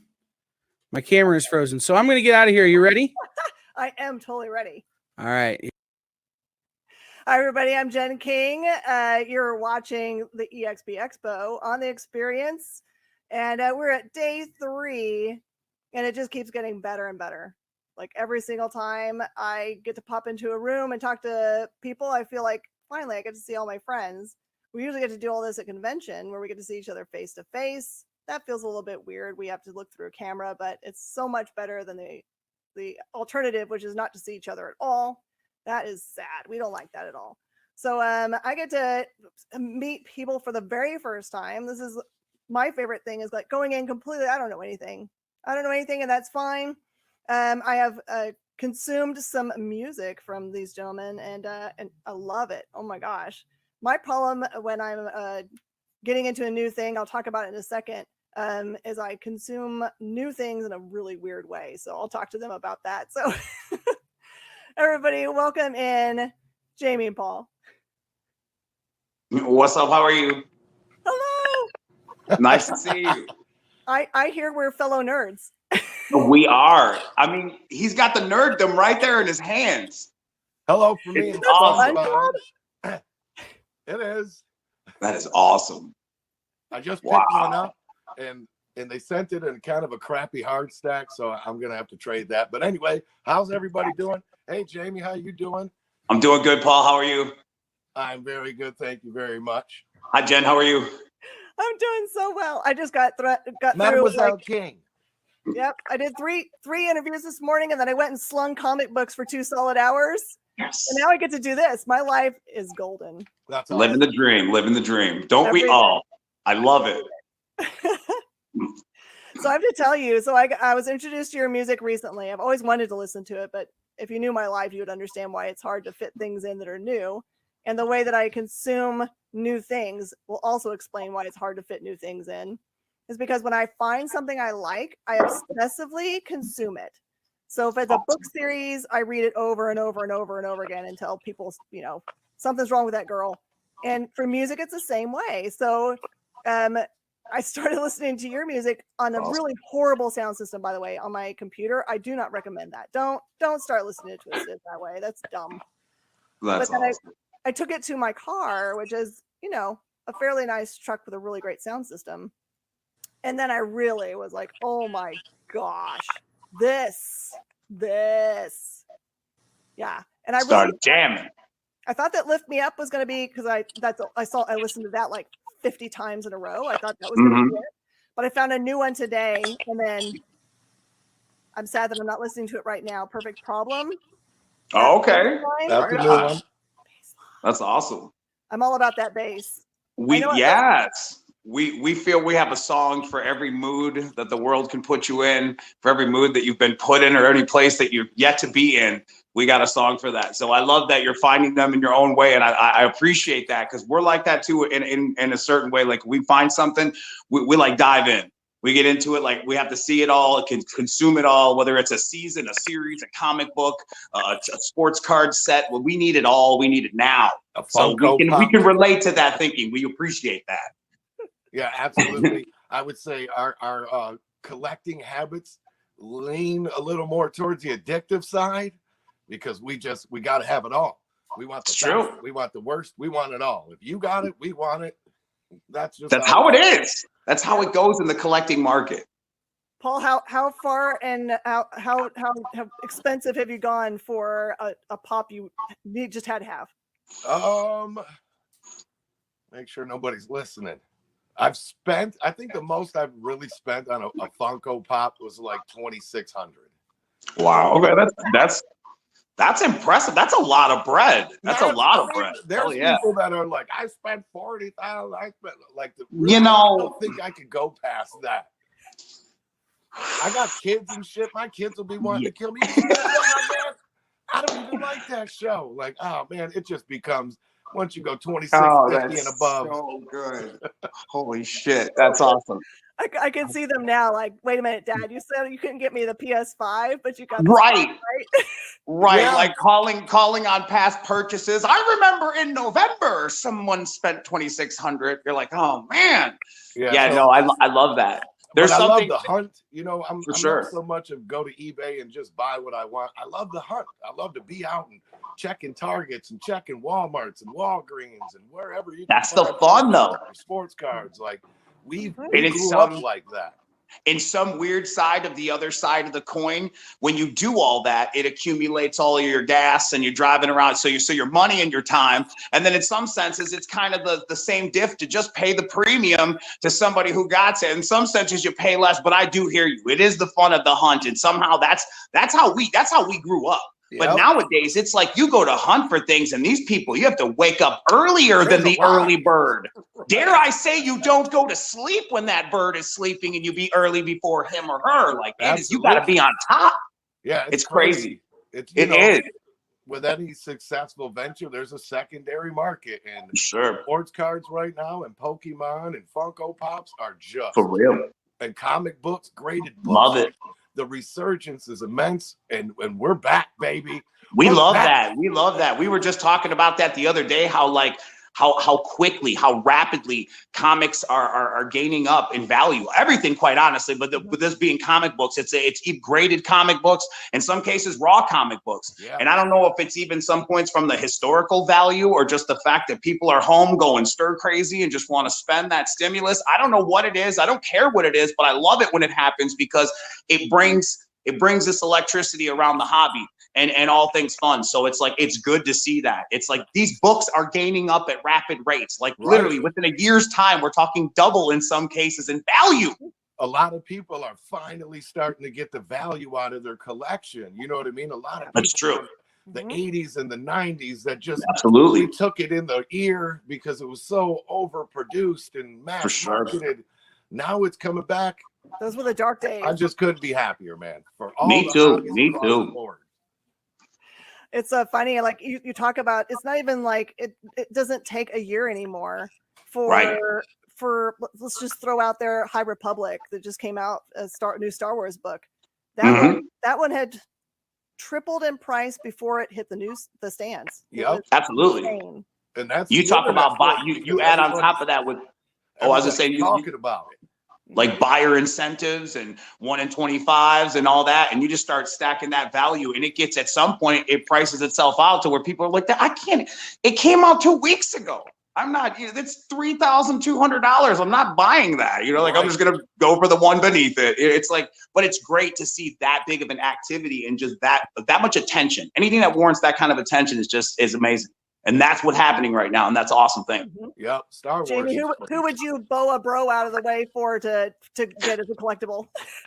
Yeah, oh, geez. Would I elbow a bro out of the way to get a new collectible? I don't think so. I think most of the time, Paul and I have gotten collections or bought things with the intentions of splitting them or we'll rock, paper, scissors for the odd piece or stuff like that. But yeah, most of the times, but we differ in some of the stuff that we collect. So luckily, I would never have to bow that bro. Yeah. It's true though, but I love it. It's like when you like stuff, it's like the biggest part of your day, I think, in some cases, to find it.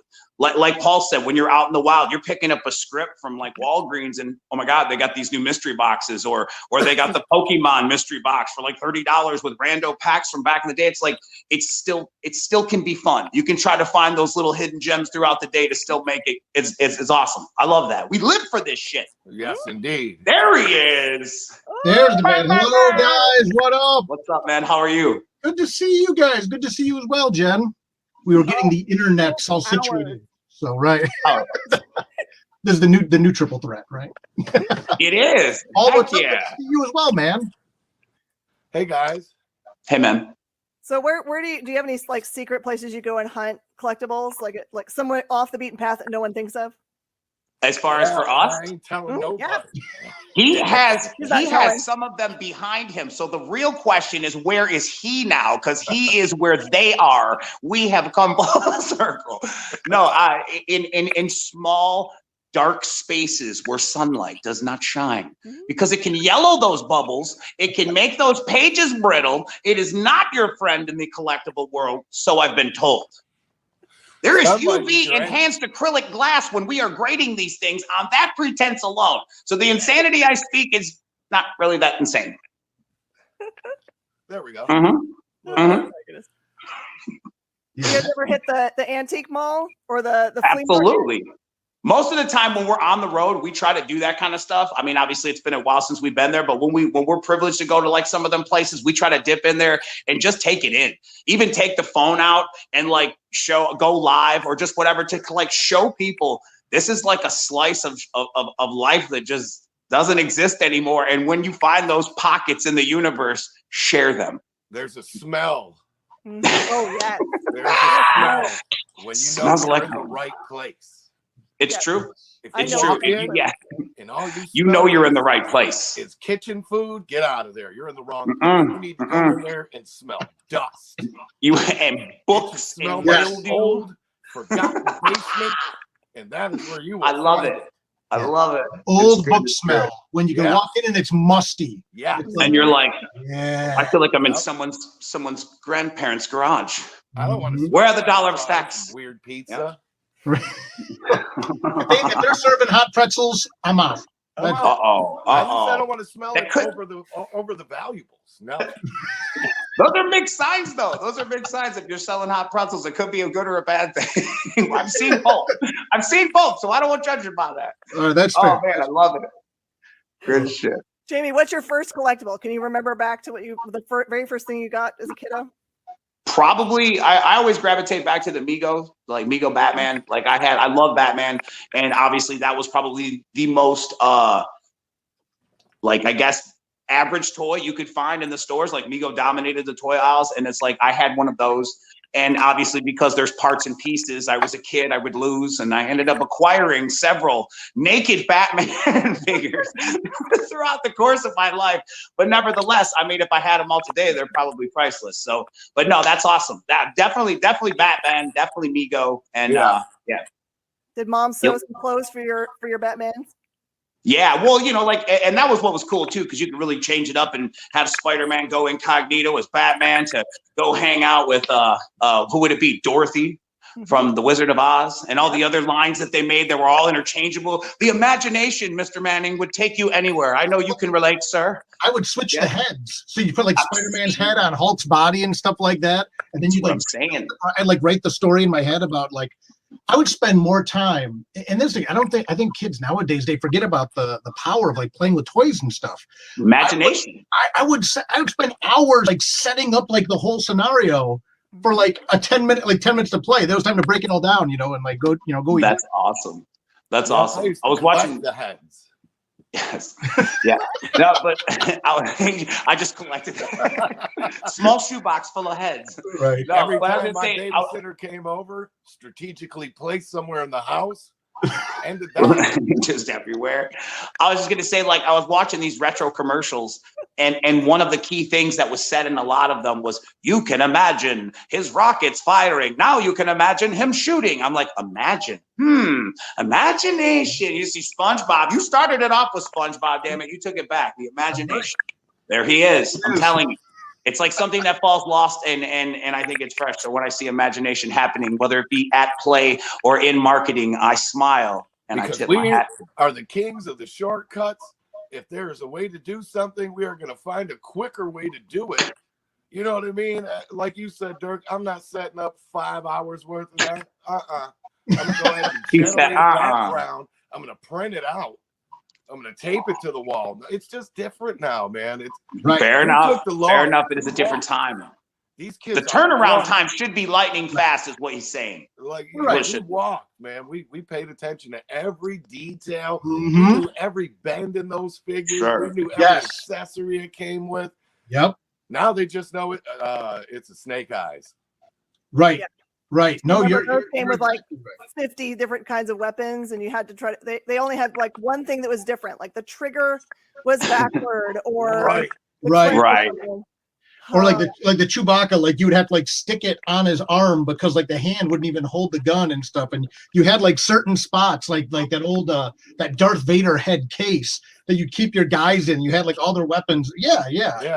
They couldn't cut them out quick enough. They couldn't keep them in the shelves. That's They right. started making That's right. tertiary characters in the background. They were just like, Right. who's that guy at the cantina bar? Cantina bar guy. Put him out on a 12 back. It's like, it's insane. Next thing you know, everybody had a character, but people loved it. And it's like, yeah. We just have a different I love it. relationship than the kids today, man. It is completely different. It's like I don't want to say we appreciated it more, but we almost did, because our kids are spoiled little assholes that get what they want most times. And now they're to the point where they're numb from kids. Nothing gets them excited. Fair enough. Oh, It's the attention span. They're like, It's the attention span. Think about it. When we were that age, when we were their age, we hadn't seen 1/10 of the shit they've seen at their age. You know what I mean? Via through social media or whatever. You know, it's like the products of central air in the internet. Like I Mhm. grew up with the sheet hanging that separated the front room from the rest of the house. Fair enough. Go If in you had that the room AC because- on, only if you had the AC on, Right. sir. If the AC was on, Consolidate stay that out of cool there. air into that one room. Now they don't know what that is. They're like, what? For sure. Yeah, I ain't never heard of that. They And don't know struggle. Solid monoxide. Uphill both ways. That's it. But it's interesting. That was the bridge too to me to comics, because like I'll never forget in the theater in Star Wars when you see that big ship come over the screen for the first time and you're like, what the hell? Mm-hmm. And that's eventually how I started getting like comics and stuff as well, because you could see things that you wouldn't see any other place too. And again, that it just triggered my imagination, you know. And it's like, you know, if you could think it and someone could draw it, you could make it. And it's what led to kind of that path now, where of course I got my, you know, Funkos and everything else, but books everywhere, you know. It just get your. But it all stems from the imagination. And what's crazy is to think that if that is in fact exactly what he's seen in his mind, that we eventually seen on the screen. And it's just like when you write a book or you know, it's illustrated and put to, you know, like out there, it's like you're seeing someone's imagination come to life. And when others appreciate that, that's got to be the best form of flattery. It really has to be, aside from all the other fun shit like money and fame and all that other crap. But just like having somebody acknowledge that, hey man, your imagination is fucking rad, dude. Like I love that. Like that's gotta be great. You know what I mean? So I do it every time I see Star Wars. Ringo, man. Like, yeah, hell yeah. That's dope. Like that's crazy, man. Yeah. Hey, you know what? It's cool though. It's cool to have any of those accolades because it just adds to the file card of two guys who joined a talented writer to bring to life a project that probably woulda, shoulda, coulda never happened, but did. Yep. Haha, welcome the path of the ninja. Nice to meet you. Nice to meet you. We got the elite ninja team. See, there he is. I'm trying to tell you. Like you said, it's awesome, man. We've had some ups and downs, but it's been cool. It's been crazy, and it seems like it's just getting started. So we're having a blast. It's great. It's taking off. Now we got the trade paperback coming out next month. It went through previews. Like you could get it through us. Mm-hmm. Be able to get it if all these lovely comic shop owners pick it up. Because I'm telling you, there she has it right there. Yeah.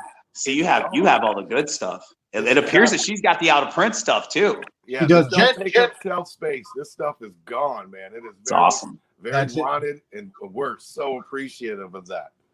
Very cool. Seriously. Jen was an early adapter too. You know, I mean, Jen was one of the ones that even we were at the Diamond Retailer Summit and stuff like that.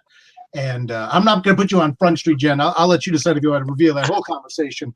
But talking about this book, and I said, I'm doing this book with Twiztid and stuff like that. And sure enough, you read it, and you were one of the first ones that were like, people, check this out. This is awesome. You know. Yeah, thanks for that. 100% on our side. We were like, that's it. That is the comic. That's it. For sure. I love that it's you guys. I mean, like, it's not like the characters of you guys. It's like, it's you guys. And Dirk has a good way of finding all of the fun attributes of us and kind of putting that essence, if you will, or our original herbs and spices onto his palate and making it cool. I like how you're right. It is like you're reading about Jamie and Paul in some cases, and it's like you have to stop for a second. Like, do they really have a Batmobile? It's like I love how you have to stop and think about that because we're like that. I love that. It's great.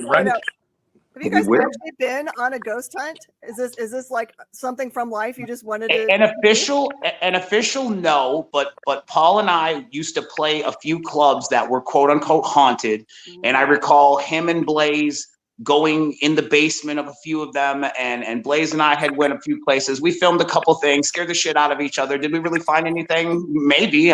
We'll never know because we were like the haunted tours through. Yeah. And we did that too. No, those were fun. Those were fun. But like a for real, like, go in with like, mad cameras and night vision and all kinds of devices and gadgets. Nah, hell no. But that would be cool. That would be great. But it would be. We are old school. We walk in that place. If we're scared, we stay longer. And if nothing happens, we leave when we're done. That's how we are. That's how we investigate. Back in the old days when they didn't have all those gadgets. Who don't want to watch us walking through houses that could be haunted? That's true. I mean, but if you think about it, it's like the couple times like in that, it was terrifying down there. Like you could feel that. Like sometimes that tenseness. And I think that's what people, they want to see. They want to see you scared. Okay, we were in the rave in Milwaukee, right? Mm-hmm. It's supposed to be super haunted. There's probably about 12 of us walking around, and we all come to this door. There's video footage of this. We have to find it. And we're standing on a door that does not open. We've tried to open it. Everybody's talking or whatever, and all of a sudden you just hear boom, boom, boom. And of course, everybody shits their pants and runs left and right. Could have been anybody. Could have been you on the other side of that door for all we know, but that was a goddamn ghost. We have to source that video. That sounds amazing. That does sound ridiculous. We've always been intrigued by it though. You know what I mean? But it's like, so that's why for it to extend into the comic book, it's just more spill out of us. I love that. Well, and like they said a minute ago, that would be a fun show too to actually do that. Get all the technology and stuff like that because for sure. That'd be a trip. That'd be great. I'm down. For real. I've never asked you guys, and do you legit believe in ghosts? Absolutely.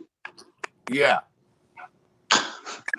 One ironclad, the other one, meh. I love it. Okay.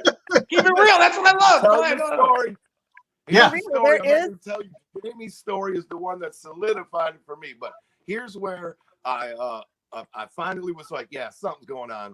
I was on a couch that just like this. There's a sheet behind me just like that. I'm watching TV. I have a handful of M&Ms in my hand, and I could feel something watching me. As weird as it sounds, it was a humming that made me be like, what? And I could feel something lean over me and like push on the couch cushions. I just kind of sank back, and I convinced myself to go to sleep. I woke up 3.5 hours terrified with a handful of melted M&Ms. I ate the M&Ms and I ran. Holy shit. But I love it. Like, I love it. Oh my God. That's insane. Oh, that's fucking terrifying. I believe in ghosts. I believe that there's energy and things and residual shit like that. Yeah, hell yeah. Different kinds of ghosts. Different kinds of ghosts. Do you believe? I'm going to tell you the truth. I know of at least 2 haunted comic book stores, like legitimately haunted comic stores. I could point you to. I don't know if they'll admit that they're haunted to like the public. But they would tell me in private that they would actually be in their store putting in like trade paperbacks into like slots on one side that was a double-sided thing. Wow. And that there would be comic books, there'd be trades coming off the rack. They could actually see them come off the rack, float in the air, not like fall off. Float for in the air, sure. And then drop. Wow. And they're like, I'm just gonna come back and rack that later. Bye. Like I would so like wield that into the name of, like Suspiria Comics or something. Like I make that into the name. Like you're coming for an experiment and an experience, quite frankly, when you leave with your pulls, your weekly pulls. Be one hell of an LCS, I'll tell you that. You may or may not have a ghost come with you. It's like right. Like it's like the gift that keeps giving. You leave with a little something more than a membership. I don't know, but I think that's cool though. That's insane. Like I would totally meld that into the gimmick of the comic book shop. I would, especially if it was real. Like goddamn, that's next level. The other one, he knows that it came with a collection because he can point it to the collection that it came with. And there's a little girl that shows up in his shop all the time, and it came with the collection. She's not scary, but I mean, anytime you have a curly-haired little girl show up in your shop, that's pretty scary. And she'll like in the middle of the night, they'll watch it happen. They can actually see her. She'll come in like all of one thing. Like I think she'll take all the statues and take them out of the cases and put them on the ground. It's so cool. At least not malicious. At least not breaking those statues. It doesn't break anything. Dirk, what about you? Do you believe in ghosts? You know, I obviously like a lifetime of like creepy stuff and occult stuff and all that because I think it's fascinating. But I never believed in it, and this is actually a perfect segue, until I went to New Orleans and I went on one of those ghost tours. And again, I went on it kind of like a lark, like okay, whatever. That's elite, yeah. Really, those are like architecture tours. You go and you see the city, it's cool. And I had an experience there that was unquestionably, undeniably, could have been nothing but a ghost. I mean, legit. So I find myself still in this situation 20 years later where I don't believe in ghosts, but I know they exist. It's like rationally, there is no way to explain what happened. Then it was clearly what this guy said, which was this little kid ghost playing tag with people. And I literally got tagged. You don't want to believe. You don't want to believe in ghosts, but you have to believe because of the what you've seen with your eyes, basically. Right. All right, fair enough. That's one way of looking at it. Yeah, and it's one of those things where it's like when you acknowledge that ghosts are real, how far does that go? How you know, and again, the writer's mind, you know, it's like how much else is real? Is The Conjuring real? Is The Exorcist real? Is I mean, you know, I mean, just and boom, boom, boom, boom, boom, and it all comes. Little bit. But I actually drew on that for Curse of the Green Book, which is the new one a little. That's dope. Yeah. Okay. Hey there. In New Orleans, getting to kind of piece that in a little bit as we go. You know, that's but awesome. Yeah, it was. That's cool. It was. To this day, I still have that cognitive dissonance. I can't. I know what happened. There is no logical explanation. It's like what you were saying earlier. Well, it is what it is. I mean, that's what happened. That's crazy. You share those kinds of things with people, though, when you share like personal experiences. Like I can share you secondhand experiences, everyone will buy it. So like that secondhand knowledge is fine. If you share firsthand knowledge, almost everybody tries to explain it away. I don't know what there is about that. Yeah. It's weird. That's crazy. Because nobody wants to believe. Because like Dirk said, if you believe that and that's real, it can't stop there. There's a ripple effect. It's going to bend out into your other faculties, and then now you have to question everything, and that's a problem. That's too much for me, man. At this point in my life, I'm just deep. Right, that's it.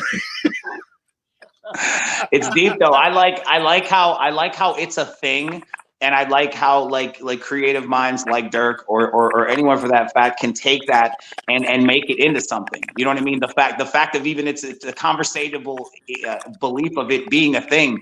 There could be, you know, spirit police and all kinds of fun shit that keep the spirits in line. Hey man, what are you over here hunting these people for, man? You're in a 275 on a Tuesday, bro. I gotta write you up. You know what I mean? It's like it depends on how you fucking look at it. It could be great for anything. I just like the fact how we do believe in it, and we've had brushes with it. So it's cool, like when how when he writes it in the book, it's like from this different perspective. Like kind of, you know, I love it. It makes it awesome. Can you talk a little bit about the new one, Dirk?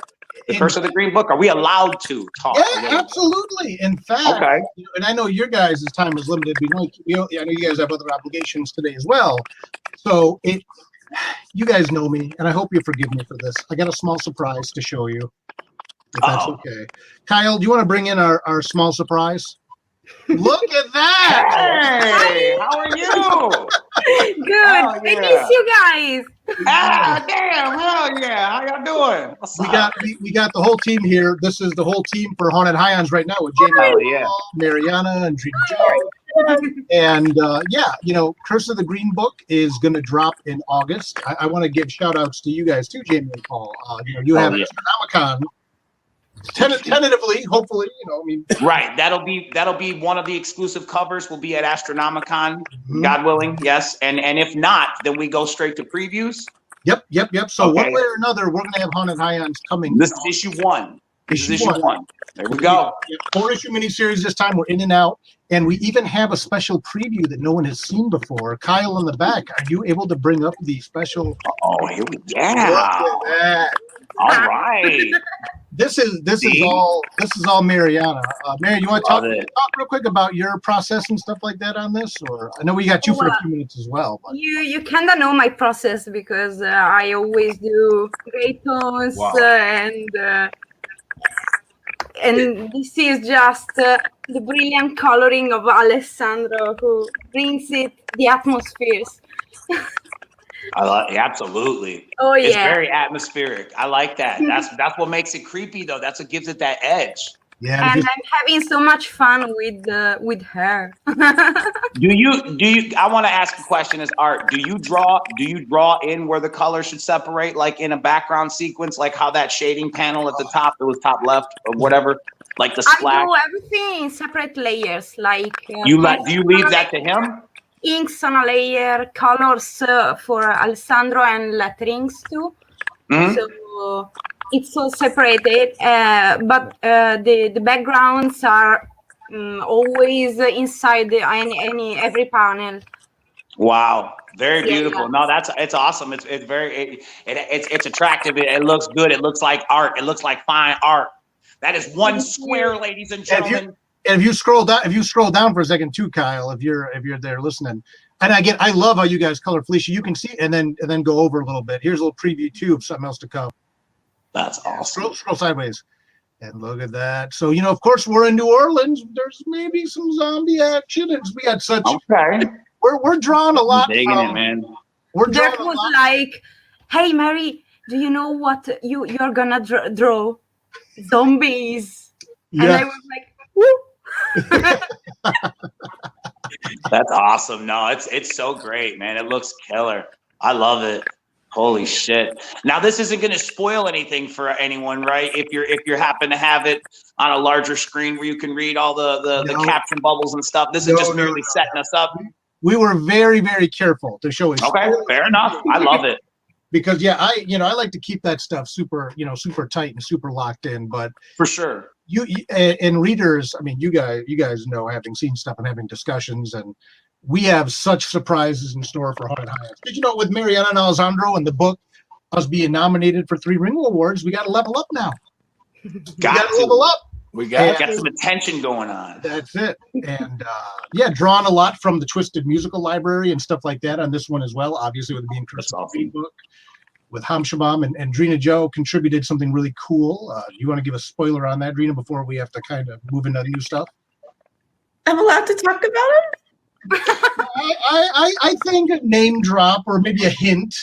His name is Little Joe. Yes. Little Joe. I love him. I just say I love him. Awesome. Yeah, there's a character, Little Joe. He hangs out in a certain lagoon that may be familiar to some of your listeners. That's all we'll say for now. So. Okay. Wow. All right. There you have it, man. Oh my God, I'm excited. I know this is the first time that Paul and I are seeing it too. For everybody watching this, like surprises and surprises. I'm saying it's awesome though. It's always good to know that we're in good hands and like everything looks quality and it's on par with like some of the best books in the biz. So I rest assured in that. I mean, I think it's amazing to know that we're still doing this and that it's still kicking. So, man, let's get it. Curse of the Green Book coming soon. August and August in previews. August and previews latest, but it'll and Astronomicon as well. If you happen to be in the metropolitan Detroit area and make the trek, hell yeah. Right, all right, we're picking an album that we want to listen to while consuming Haunted Highlands. Which is the right one? I would say a record. I would say Crossroads Inn is a nice one to set the pace. It has a very spooky ambiance. It's about a haunted house, or actually, you know, like a place you could go and stay, but you can't leave. That's a good one. I like that one. I think that would set the tone. What do you got, Paul? He said, "Yeah." That's good. That's yeah, hell yeah. I would say if you put on Wicked and just listen to that, Wicked is the epitome of what that is. I think that's a great one. You could pretty much just stick your hand in a bag and pull out anyone. But that one, I think, will set you up nicely. That's awesome. That's a really good. That entire record. He's right. That entire record is just insane. I went record as in single, but yes, nevertheless, all good choices. Hell yeah. Marianne, is there anything that you recommend that you listen to when you're drawing? When I draw, well, except for all your albums, because I need to be in the mood. The inspiration. I hear it. While I draw, I used to listen to draw music because it has the atmosphere and it creeps me out a bit. So that's awesome. That's awesome. I love that. I love how everybody has something that like gets them to the creative point they need to be in that mind state, whether it's they're creeped out and then they draw creepy illustrations, or Dirk's creeped out about the little ghost and he's writing creepy shit, or me and Paul are creeped out about just being creeps. I don't know. I like it. Well, before we get a split up and move on to shout outs, these are the two I've been jamming on. Yeah, those are good ones too. Revelation, Mad Season brought the heat, and then oh my God, you guys, Revelation, I'll tell you to your face. That's awesome. Probably my favorite hip hop album of the last 10, 15 years was this album. Thank you, man. Hell yeah, that's good shit. Two together, but man, Revelation was just fire. Appreciate it. That's awesome, man. Thank you guys so much. And we continue to try to keep doing it, man. On repeat. Which one? That's awesome. I love it. No, I love it. That's amazing. Hell yeah. Good shit. Well, can you tell me a little bit about the first time that you guys actually got to go to a convention and sign your books in front of a crowd? What was that experience like? For Paul, you said? For you guys. Oh, for both of us. Oh, it was awesome. It was cool as hell. Like people that run the convention to come and ask us to leave. but it was awesome. We had this mentality that like, you know, we were going to be at the Source Point press booth and just signing stuff, and we're like, you know, there is a possibility that no one will know. Like you could just slip under the radar, be here, and no one will know. And we had a line, and it was for a while, and then it was just like, okay, cool. And then we kept wanting to leave so we could go look at fun stuff for ourselves. We wanted to be nerds there as well, and we wanted to handle our obligations and still be nerds. And in the perfect Twiztid fashion, we got to shop and buy some fun stuff and sign everybody's books, and it was just amazing. It was an amazing time, and it was awesome to be a part of it. Yeah, on both ends. That was a New York Comic-Con. Receiving, I suppose. Yeah, it was a good time. Yeah, that was at New York Comic-Con when you guys were there. Yeah, and it was like a great trek. Like we all did it, and we stood there, and you know what I mean. It was a good time. And thank you to Drita for taking us through and being our guide, and telling everybody to get the hell out of our way so we could shop. We got people coming through here with want list people. Like yes, she was the pit boss. It was a great time. I'm telling you, good stuff. Awesome. Jamie and Paul, thank you guys so much for coming. Thank you guys for having us, man. Appreciate it. Thank you guys for making us an awesome comic book week. We also appreciate that as well. Yeah, August, and we'll hopefully see each other all again in August. So appreciate you guys. Thank you, Paul. Thank you, Jen, for having us on as well. Appreciate you. Thank you so much, friend. All right, have a good day. Yeah, see you guys. And Mariana, thank you too for joining us too. Yeah, Jen, you're good. It's a pleasure. A special surprise. I just missed you guys so much. I agree. You know, the world is what it is. We're not going to talk about the time between 2019 and 2020. Let's talk about it's gonna end. Yes. Hasn't end. I'm stealing you away in August, by the way. I'm taking you. Yeah, we will see each other in August for starters, and then we'll just be off to the races again. So, but thank you. Mariana, where are you from? Where are you working from? I'm working from, well, I live in Italy, in Milan, and here's my home, my humble home. And this is my desk, actually. So I have a desk on my living room. Was thinking That's it where the looked very, that's where the magic very happens. cozy. Yeah, exactly. With my graphic tablet here, and I'm just in my perfect spot. Wonderful. Over your right shoulder, it looks like a lot of like really cool pictures on the wall. What is that? Oh, there are paintings, some graffiti from Alessandro because he was a writer back then, and then I have this treasure here. I don't know if you see it. Oh yeah. This is my treasure. You know, with I got. Dirk and Alessandro.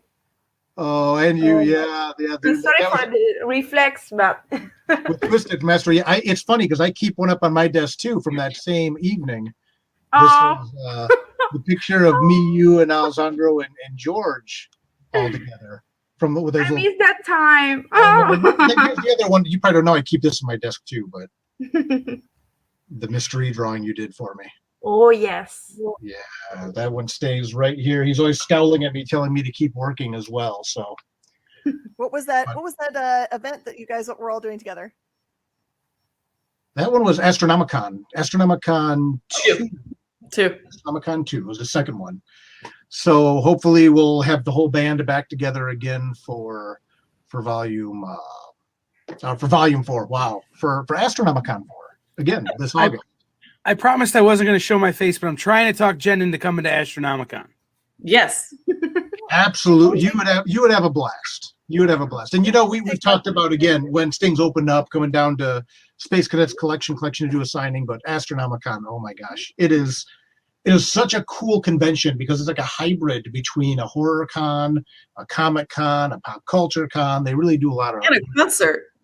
They have concerts there. Every night, a concert. So yeah, Mariana. They have karaoke one night afterwards. Mariana and I lit up the karaoke stage. We're gonna do karaoke together again. Yes, we have plans. We're already mapping it out. So really, all you ever have to do to convince me to go to any con is to promise that we'll all get together afterwards and break bread because I love eating together.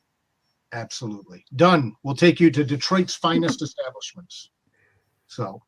Well, cool. Well, Mary, thank you for joining us as well. We know that you got to get back, but thank you. It was good to see you, my friend. We miss you. We will see you. Same for me. Yes. See you a bit. Bye. Bye.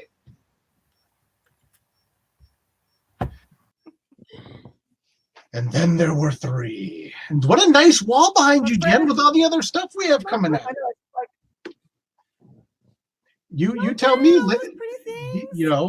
I mean, dealer's choice. Is there anything particular you want us to touch on, Jen, or? I've never gotten to talk to Adrina very much about like how did you get start in comic book editing? Who suckered you into that? Oh, it's a dream. It was something I've always wanted to do, and I had been doing it really low key, down low for a long time. And then I met Dirk, and he was more on the, yeah, you can edit my stuff, but you got to put your name on it. You can't just, you got to put your name on it. So own it. Yeah, I was like, okay, fine. You can put my name on it. It was a long, long process, though. I was panicking about it, freaking out about it. But in the end, we did it. And now I'm here. Well, you had been editing. You've been doing a lot of editing in a lot of mediums for a while. And to me, I'm always very, very big on making sure that people get the credit for what they're doing and stuff like that. And when an editor that I had a very close working relationship with previously, Leah Letterman, who has kind of circled back and is editing some of my upcoming work again as well, she was phasing out. I know I needed to work with a new editor, and finding out that Drina had been editing, like I said, things in multiple mediums. And we started having that conversation about bringing her in, actually first edit Haunted Highons and then move on to other stuff. And it was a battle. And again, I'm not going to put you on Front Street, Drina, but it was a battle to like give the credit for it, because you've been kind of used to not not putting yourself out there. So that's not I'm not comfortable with it. I'll be honest. I still don't like to see my name anywhere out there, to be honest, but I'm working on it. Well, I think that's part of being a good editor too, though, is knowing that it's about putting the talent forward. So I think that's very admirable in what you do. And I think it's one of the reasons you're one of the best comic book editors out there right now. But at the same time, it's like you need to get the credit for what you're doing. You know, you need to be recognized. So that was very important. What's the difference between, what are the big differences between editing for, like, say, novels or articles and comic books? Well, I did screenplays mainly. And the biggest difference there is that there's a lot of editors involved. There's a lot of fingers in the pie. So if I get a screenplay, the screenplay I edit ends up on the movies, and it's not even close to what I edited because it had gone through a process to get there where everyone, you know, picked and chose what they wanted to keep and what they wanted to take out. And that it was kind of a heartbreak because you'd be like, that's not like the comic book at all. Like, did you hear nothing I said? But, you know, it'd be a huge hit. So what are you going to do? You got to throw things in there that you wouldn't want to put in there and take things out that you think should be in there. So that was probably... Editing isn't about making spell check and grammatical things. It's about the pacing and those kinds of things more, right? And continuity is super important. And dialogue has to be right.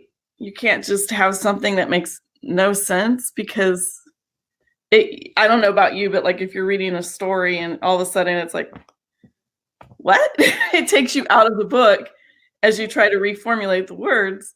So that's important. But with comics, you monitor every single aspect of the comic. So like you'll read it once, I've read it 15 times, all with a critical eye. You know, like you make sure the buttons are the same color, you know, and you gotta make sure that the shading is coming from the right direction. And it's a lot of work.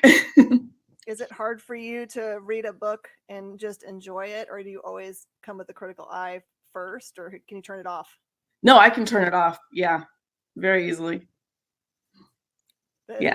True gift. Because I do costume design and I can't watch a movie the first time without like looking at costumes, not for critical, but just be like, how can I make that? Movies, yeah, it's very hard to turn off because it drives me crazy if like in one scene they're holding flowers that are red and then suddenly there's a white one in there and then it's back to all red. And I get like, somebody was paid to screw that up. Like, what were they? It just aggravates me. But a comic book, I can shut it off. Well, and correct me if I'm wrong, but it's probably interesting too for you that in a movie, like you said, there's so many layers of it. But like we talked about when we kind of brought you in, you know, with Haunted Highlands Volume 2, the character Little Joe, who people will see in Curse of the Green Book, was pretty much like you had this, you know, you had this idea to implement that, and then it's in. You know, it was a good idea. We worked it out, and boom, it's in. You know, it went from being like something small in a shop to being a character. Yeah. Like a co-star. Yeah. And that also is a great writer because a writer that understands and appreciates input will take your input and they'll say, you know what, that's great. Or they'll say, no, it's not going to work. But I've dealt with people that wanted no suggestions whatsoever. So they just want a proofreader, which is not what I do. I am an editor. So it's kind of hard to like, oh, I'm just proofreading this. Are you sure? Because this is awful. I would change this to something else completely. But no, just a proofreader. So for the record, I do like to say I'm one of the ones that takes input, I would say. Yeah. Dirk takes input real well. Bob Sally is incredible at that. He's like absorbs everything, whatever anyone wants to tell him. He's just like, yes, give me more.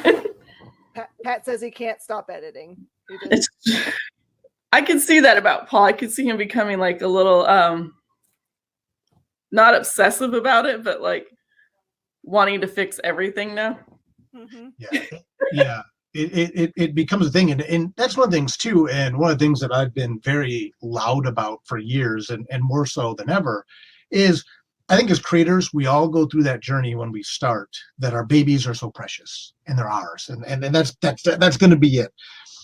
But then you get to that level of comfort where it's like, okay, and usually it's a break point. Something happens in your career where you say, okay, I need to bring in an editor. And like Drina said, initially it comes down to like, a proofreading thing. Just proofread it for me. But when you find professionals who are not so much interested in twisting your vision, but helping you enhance your vision, it becomes a game changer. And I've been very fortunate working with editors like Lee Letterman, working with Dream Joe, that really help put it over. And now, you got guys like Bob Sally who are sitting there singing the praises of editors and things like that, and recognizing, and it's something I talk to creators about all the time. Get an editor. A good editor is not going to twist your vision. A good editor is going to enhance your vision and help you best tell the story that you want to tell. And again, Drina's eye for art is incredible, and she'll pick up on things. And we're working with on Haunted Highlands, Mariana Pescosta, who was nominated for a Ringo Award. I think she's one of the most gifted artists I've ever worked with, and she does a great job at catching things. Or working on Tales of Mystery Volume 5. Jen, I know Tales of Mystery is one of your favorite books. Working with Austin McKinley, incredible artist. He's fantastic. And Austin and I have worked together a lot over the years, and this is our first long-form book we're doing. But again, you bring in another pair of eyes with Drina, and she'll catch things that Austin and I, we looked at it 30 times and never caught it. And she comes in like, nope, this, and it enhances the quality and the level of the book, and it helps you level up. Yeah, but there are so many steps to it. The first is, of course, dialogue. Then the dialogue gets fixed, and you got to reread the dialogue to make sure it's now right. Then you got to send it off to the pencils, and then pencil sends it back, and then you're looking at every single panel. There's a lot of steps to it until it's final eyes and then off to the printer. Mm-hmm. Even at that stage too, it's like looking it over one more time and stuff like that. No, you always say one more time, and then like 2 hours before it goes to the printer, you're like, oh, just give it to me one more time. Yeah, the anxiety is real. It's like, hold on, let me look at this one more time just to make sure everything's just right. So you always find something, and something will always get by.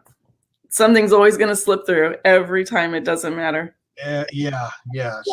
Especially doing graphic novels, because historically, I have leaned on the graphic novel distribution method more than the single issues, although that's something working with SourcePoint over the next year or so. I'm going to try to, like we did with Hope, do a mini series to a trade, and with Haunted Highlands, do a mini series to a collection. There's books like Tales of Mystery. To me, I always like to put out the book, just boom, here's the next volume. But doing those big books like that, as mentioned, sometimes it's like, it's different to edit 22 pages than edit 144 pages. Yeah. Is that how long volume 5 of Marie is? Is it 100? No, it's more. It's more. Yeah. Volume 5 of Tales of Mystery is a big one. It's a big boy. Oh, Paul, I would say for HHO, one issue probably gets about 12 edits. 12 read-throughs. Yeah. Yeah. Hopefully we don't have to fix mistakes 12 times over. No. For the record, the first round, I just sit there and just bang on the keyboard and just let Mariana handle it. Make something out of this. But yeah, it's very much a process. But Jared, I'm going to try to talk it out of you. Do you have any top secret things you can at least hint? Yeah, I'll go first. We announced in the newsletter that 2021, we're just coming back out of the gate strong. Buried but Not Dead drops in February. The big one I was sitting on for all of 2020 was Butts and Seats, the Tony Schiavone story. Oh my God, and again, it was funny listening to Pat and Rob earlier, and a lot of people felt this, that 2020 was very hard for them to write. It really, for me, I can really tell I'm a horror writer because all the pain and anguish that I went through personally, that everyone's going through, it just lit a big fire under me. So Butts and Seats, the Tony Schiavone story, was a big top secret thing. Tales of Mystery Volume 5, we've announced that. Jen, another one of your favorites, Cthulhu Jr., the full graphic novel's coming out later this year. I've talked about this a little. We are re-releasing Right or Wrong Volume 1 this year with like a revised edition. Leah Letterman went back with me and we totally re-edited Volume 1. I don't know if I've talked about this publicly yet. The Right or Wrong Volume 1 second edition has about 30% new content. So it's still the same book, but I found in prepping for Right or Wrong Volume 2 next year, going back and reading Volume 1, I'm still talking about things like message boards and things like that, which really is, the lessons are still valuable, but I wanted to kind of go through and give the book a little bit of a facelift. So that's kind of top secret-y, that we got about 30% new stuff in Right or Wrong Volume 1, the second edition. Again, same book, but just more updated. Hope Volume 2 is plotted, so that'll be in 2022. Kaylin Smith co-plotted that with me. I'm excited about that. I'm trying to make sure I don't get the evil eye from the boss here. I'm behaving so far. I'm gonna stop it on my head. Drina, you got stuff coming out too with other people besides me. So I do, but that I'll talk about those when I'm with them at a panel. fair enough. We have. Are you allowed to talk about the one with Les? Yeah, okay, that's top secret. Got a project coming out with Les Gardner, who did Apocalypse Girl in 2022. That's super exciting. Les is a guy I've known for a really long time, and we've wanted to work together for a long time. You're in trouble. Kyle's here. Well, Dirk's not in trouble. You're in trouble. Uh-oh. Talk about your work, Drina. Thank you. This is what we talked about at the beginning. Press block. Okay. I saw the private chat where you said we had 10 minutes 9 minutes ago. So I was like, oh, crap. Yeah. Well, you know who's waiting? Travis. He would be fine if you plug your work for his company. Okay.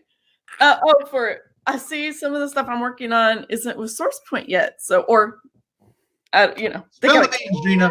Be free. Be free. Okay. Broken Gargoyles Volume 2. We're in the middle of working on that one right now. And it's super, super exciting to be working with Christina. And, you know, of course, Bob. I just love Bob. So I'm not going to say he's my favorite, but good. He's my favorite. He's your favorite. That's fair. That's fair. That's fair. I'm always the bridesmaid.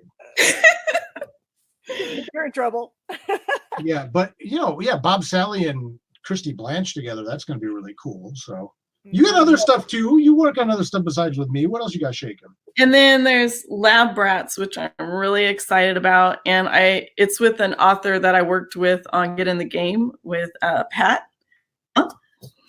And I think it's going to be phenomenal. I really think that one's going to take off. And then there's a book called Weaver with Aaron Keepers that I'm enjoying a lot. And then there's Beholden with Becca Kinsey, and she's doing the art, the colors, and writing it, co-writing it with Bob Sally. Oh, wow. And that's coming out soon, I hope. So there's a lot coming out either by the end of this year into 2022. I think I'm on like 14 titles. So there's a lot. All right, I'm going to play this part. This is my favorite part of any panel that I can fit it into. Your secret hidden talent. Secret hidden talent, Drina. Oh, I'm a very good artist, actually. See, that's awesome to know. I never knew. That makes sense. Being a comic book editor. I will let you know when I figure it out. I'm a martial arts instructor. See, yes. So that's something. I had to kind of give that up, with my job becoming as intensive as it has and stuff like that, But degreed black belt instructor. So that's something I take a lot of pride in, and that's something I don't really put on Front Street because you always get some knucklehead like, "Oh, heard you're a such and such black belt, blah blah blah." It's like, you don't want me to prove it, man. Just do it. Don't worry about it. You're not gonna like where this goes. Dirk's secret talent is that he can eat all the ice cream set in front of him and never get sick. That is also true. That is and not get diabetes somehow. Or gain a pound. That's not a hidden talent. That's just that everyone knows that one. The hidden talent is the not getting diabetes somehow. Well, all right, Jen, I don't mean to do this, but we're running out of time, guys. Social medias, go. Oh Lord, Drina Joe, super easy. Or editor Drina Joe on Instagram. I just started that like 2 weeks ago. Facebook, Instagram, Twitter, etc. At Dirk Manning. Look for the avatar, the guy with the top hat and the scarf. He looks like this. And one more top secret thing, I guess. DirkManning.com will be getting a facelift in the next couple of weeks. So I will be putting that out there as well. I'm well overdue for a cyber facelift coming into the new year. All right, guys, that's going to do it for the first part of day 3. Thank you.